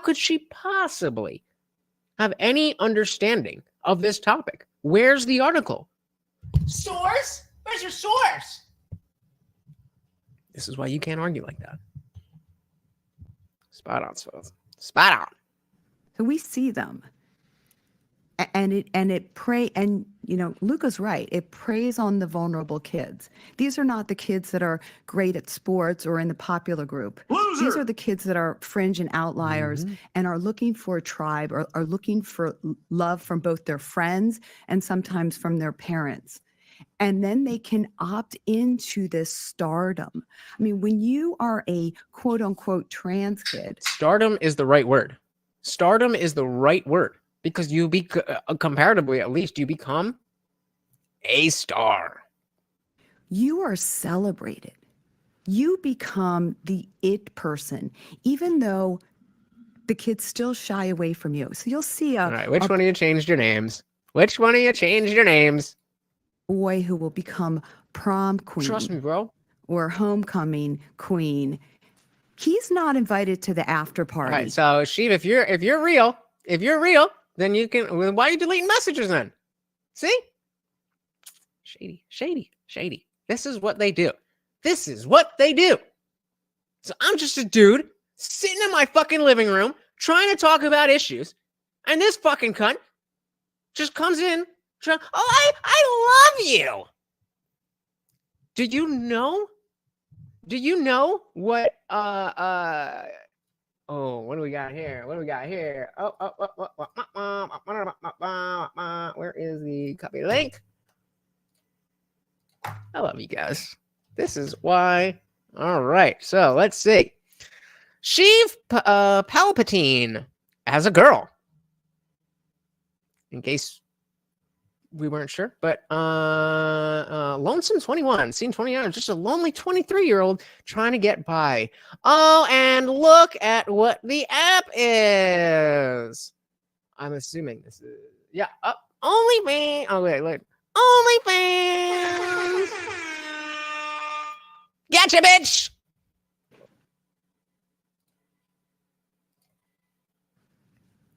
But all the kids are celebrating this boy in a dress, but it's all a false celebration. It's interesting you say that. What? Homecoming queen, he's not invited to the after party. But all the kids are celebrating this boy in a dress, but it's all a false celebration. What is not a false celebration is the after party that we are going to have. That's right, 24/7. We are hanging out in the Discord server that is free to join. But if you become a member, you are part of the full server where you get access to our after party. After every single stream, we go in there and we don't have to worry about the OnlyFans whores or the YouTube censors. We can say whatever you want, and you are not stuck behind your keyboard. You're actually on screen with me and everybody else. You can cam up if you want to. You don't have to. Either way, it's a grand old time. Come and join us. It's interesting you say that because we're starting to see people waking up to this.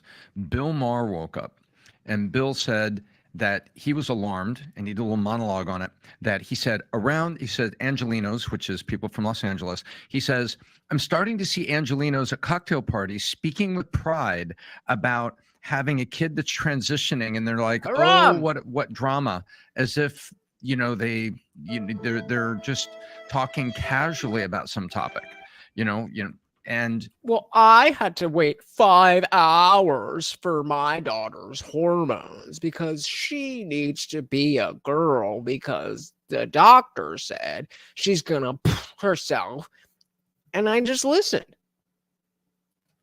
Him being very alarmed by that. You just talked about patterns you can see in kids. What patterns do you see in parents? Ooh, great. Like Luka said, narcissistic parents who want to, there is a political component of it. Democrats, liberals, how liberal can you be? You're so liberal that you're accepting that your child is actually the opposite sex. That's it's a badge of honor, right? And these parents can show how woke they are and accepting they are on this. So yeah, there's a lot of narcissism. You see the parents who are parading their quote unquote trans kids around. That's especially the little kids. Those parents are. Shout out to Soil the Soul's post in the Disciple chat, which is not the free chat channel. You can, and we do have a free chat, but if you want to see what Soil the Soul just posted, and it's funny, join the membership now. That should be about right about there. It's worth it. As narcissistic as they come. They're sick, though. These are sick people. They have issues. They're you can say narcissistic all you want, and we can call them all these other categories. Let's just simplify it. You are sick. Yep. You have issues. If you are using your kid to advertise, as a prop, hey, look who I am as a parent, you have mental issues. Yeah, so I don't know how. I was hoping they were going to get a little bit more into the specifics of their journey. Like, clearly we are all on the same page. This is horrible, and I don't think that it's necessarily worth it to just sit here and go like, hey, it's really horrible in this way, it's really horrible in that way. And especially since the video is choppy, I think we get the point, and I think it's important to bring awareness to this when we have the opportunity. Because whenever we talk about it in general, then the left is like, oh, why do you care so much about trans people? Why do you care about what's somebody's genitals? Why do you care about this? Because you are hurting our nation's children. That's it. That's it. Just stop doing that, and you can go cut off whatever the fuck you want. I promise you, I will not give a fuck. If you want to cut your finger off, you want to cut your dick off, you want to cut your foot off, you want to do whatever. Just leave the kids alone. Leave the kids alone. All right. So since we're, let's do this. Okay. So who had comment of the night? I'm going to let you guys decide. Was it Colette? And I'll put them up. Or Was it Guam Tech? All right, so I'm gonna don't vote until I put them up yet. Until I put the comments up. Okay, so vote for comment of the night. Colette's was Dylan Mulvaney is a child molester wannabe. And then we were trying to make an analog to From the River to the Sea, Palestine will be free for the American transes. And Guam Tech comes up with to the Atlantic to the Pacific, your gender will not be specific. Please vote on comment of the night. Wow, I give a big thank you to, again, a pillar of this community. I know he's not probably not even here anymore, but I don't care. I want to stop and take this time to give a big shout out to Dan Jensen. This man lives in a place where it's the middle of the fucking morning and still will come hang out. And even if he can't even stay and watch the whole thing, it's, 17 DDK is what? I think it's like $2. I love that. That $2 means the world to me. 99 cents, that means the world to me, because it's just another level of you not just being here, which I very much appreciate, not just you engaging in the chat, which I very, very much appreciate, but you really parting with your real money that you worked hard to earn, and you believe that I deserve it. That means a lot to me, guys. I appreciate that so much. And on that note, let's say thank you to the sponsor of the stream, not his first, not his last, Indie Film. Thank you so much. Oh, we got a latecomer here. Shout out to the Camcast. It's a rare case. PBD blockers are used for good. Facts. We got Okanitsuki. I hope I got that right. Hello from Spain. Welcome to the party. Unfortunately, we are headed over to the after party. If you want to join the Discord, unwanted folk, just drop the we're over on I'll drop it for you right. Meow, come on over, and Oka. Welcome, Oka. We are about to head over to the after party. Discord is right there. If you would like to join, you are more than welcome. Yeah, Dan is definitely an OG chatter for sure. But again, for tonight, shout out to Rhett in Action. Great channel if you are into that game and stuff. And Indie Film is the guy. Thank you so much. I don't know what's going on with the internet. I mean, it's clearly doing something. I would go on longer. If you guys even want to watch it in the after party, we could do that too. But I don't want to put out bullshit. But we will be back on Friday at 8 p.m. Eastern, and everything will be fixed. So make sure you are here. If you are not, please do hit that subscribe button. Thank you so much for hanging out, guys. Please come join the after party. It is so much fun. And again, I love hanging out with you guys. It's so much fun. It's such a good time. I learned so much about myself, about you guys, about the world.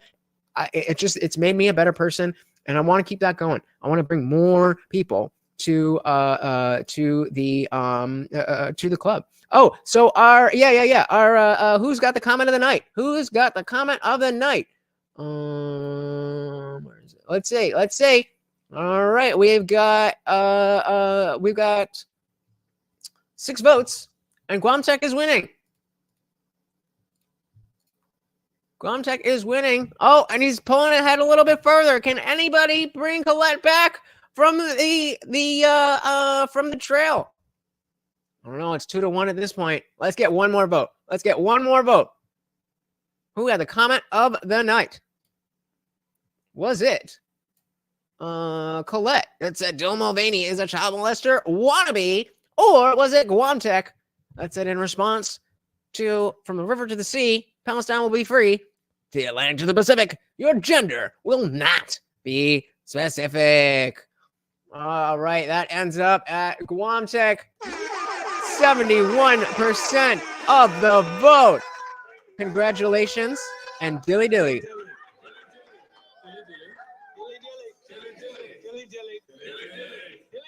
Cheers to both of you. Cheers to all of you. Again, guys, I can't express how much you guys mean to me. I can't express how much this platform means to me. And the fact that you guys show up here, the fact that you guys help support means everything to me. So thank you. Thank you. Thank you so much. I really hope to see you in the after party. But otherwise, once again, I have been your host, Lutch, aka the Indian Jesus, here to resurrect the second coming of common sense. Until next time, guys, I am out of here. Peace.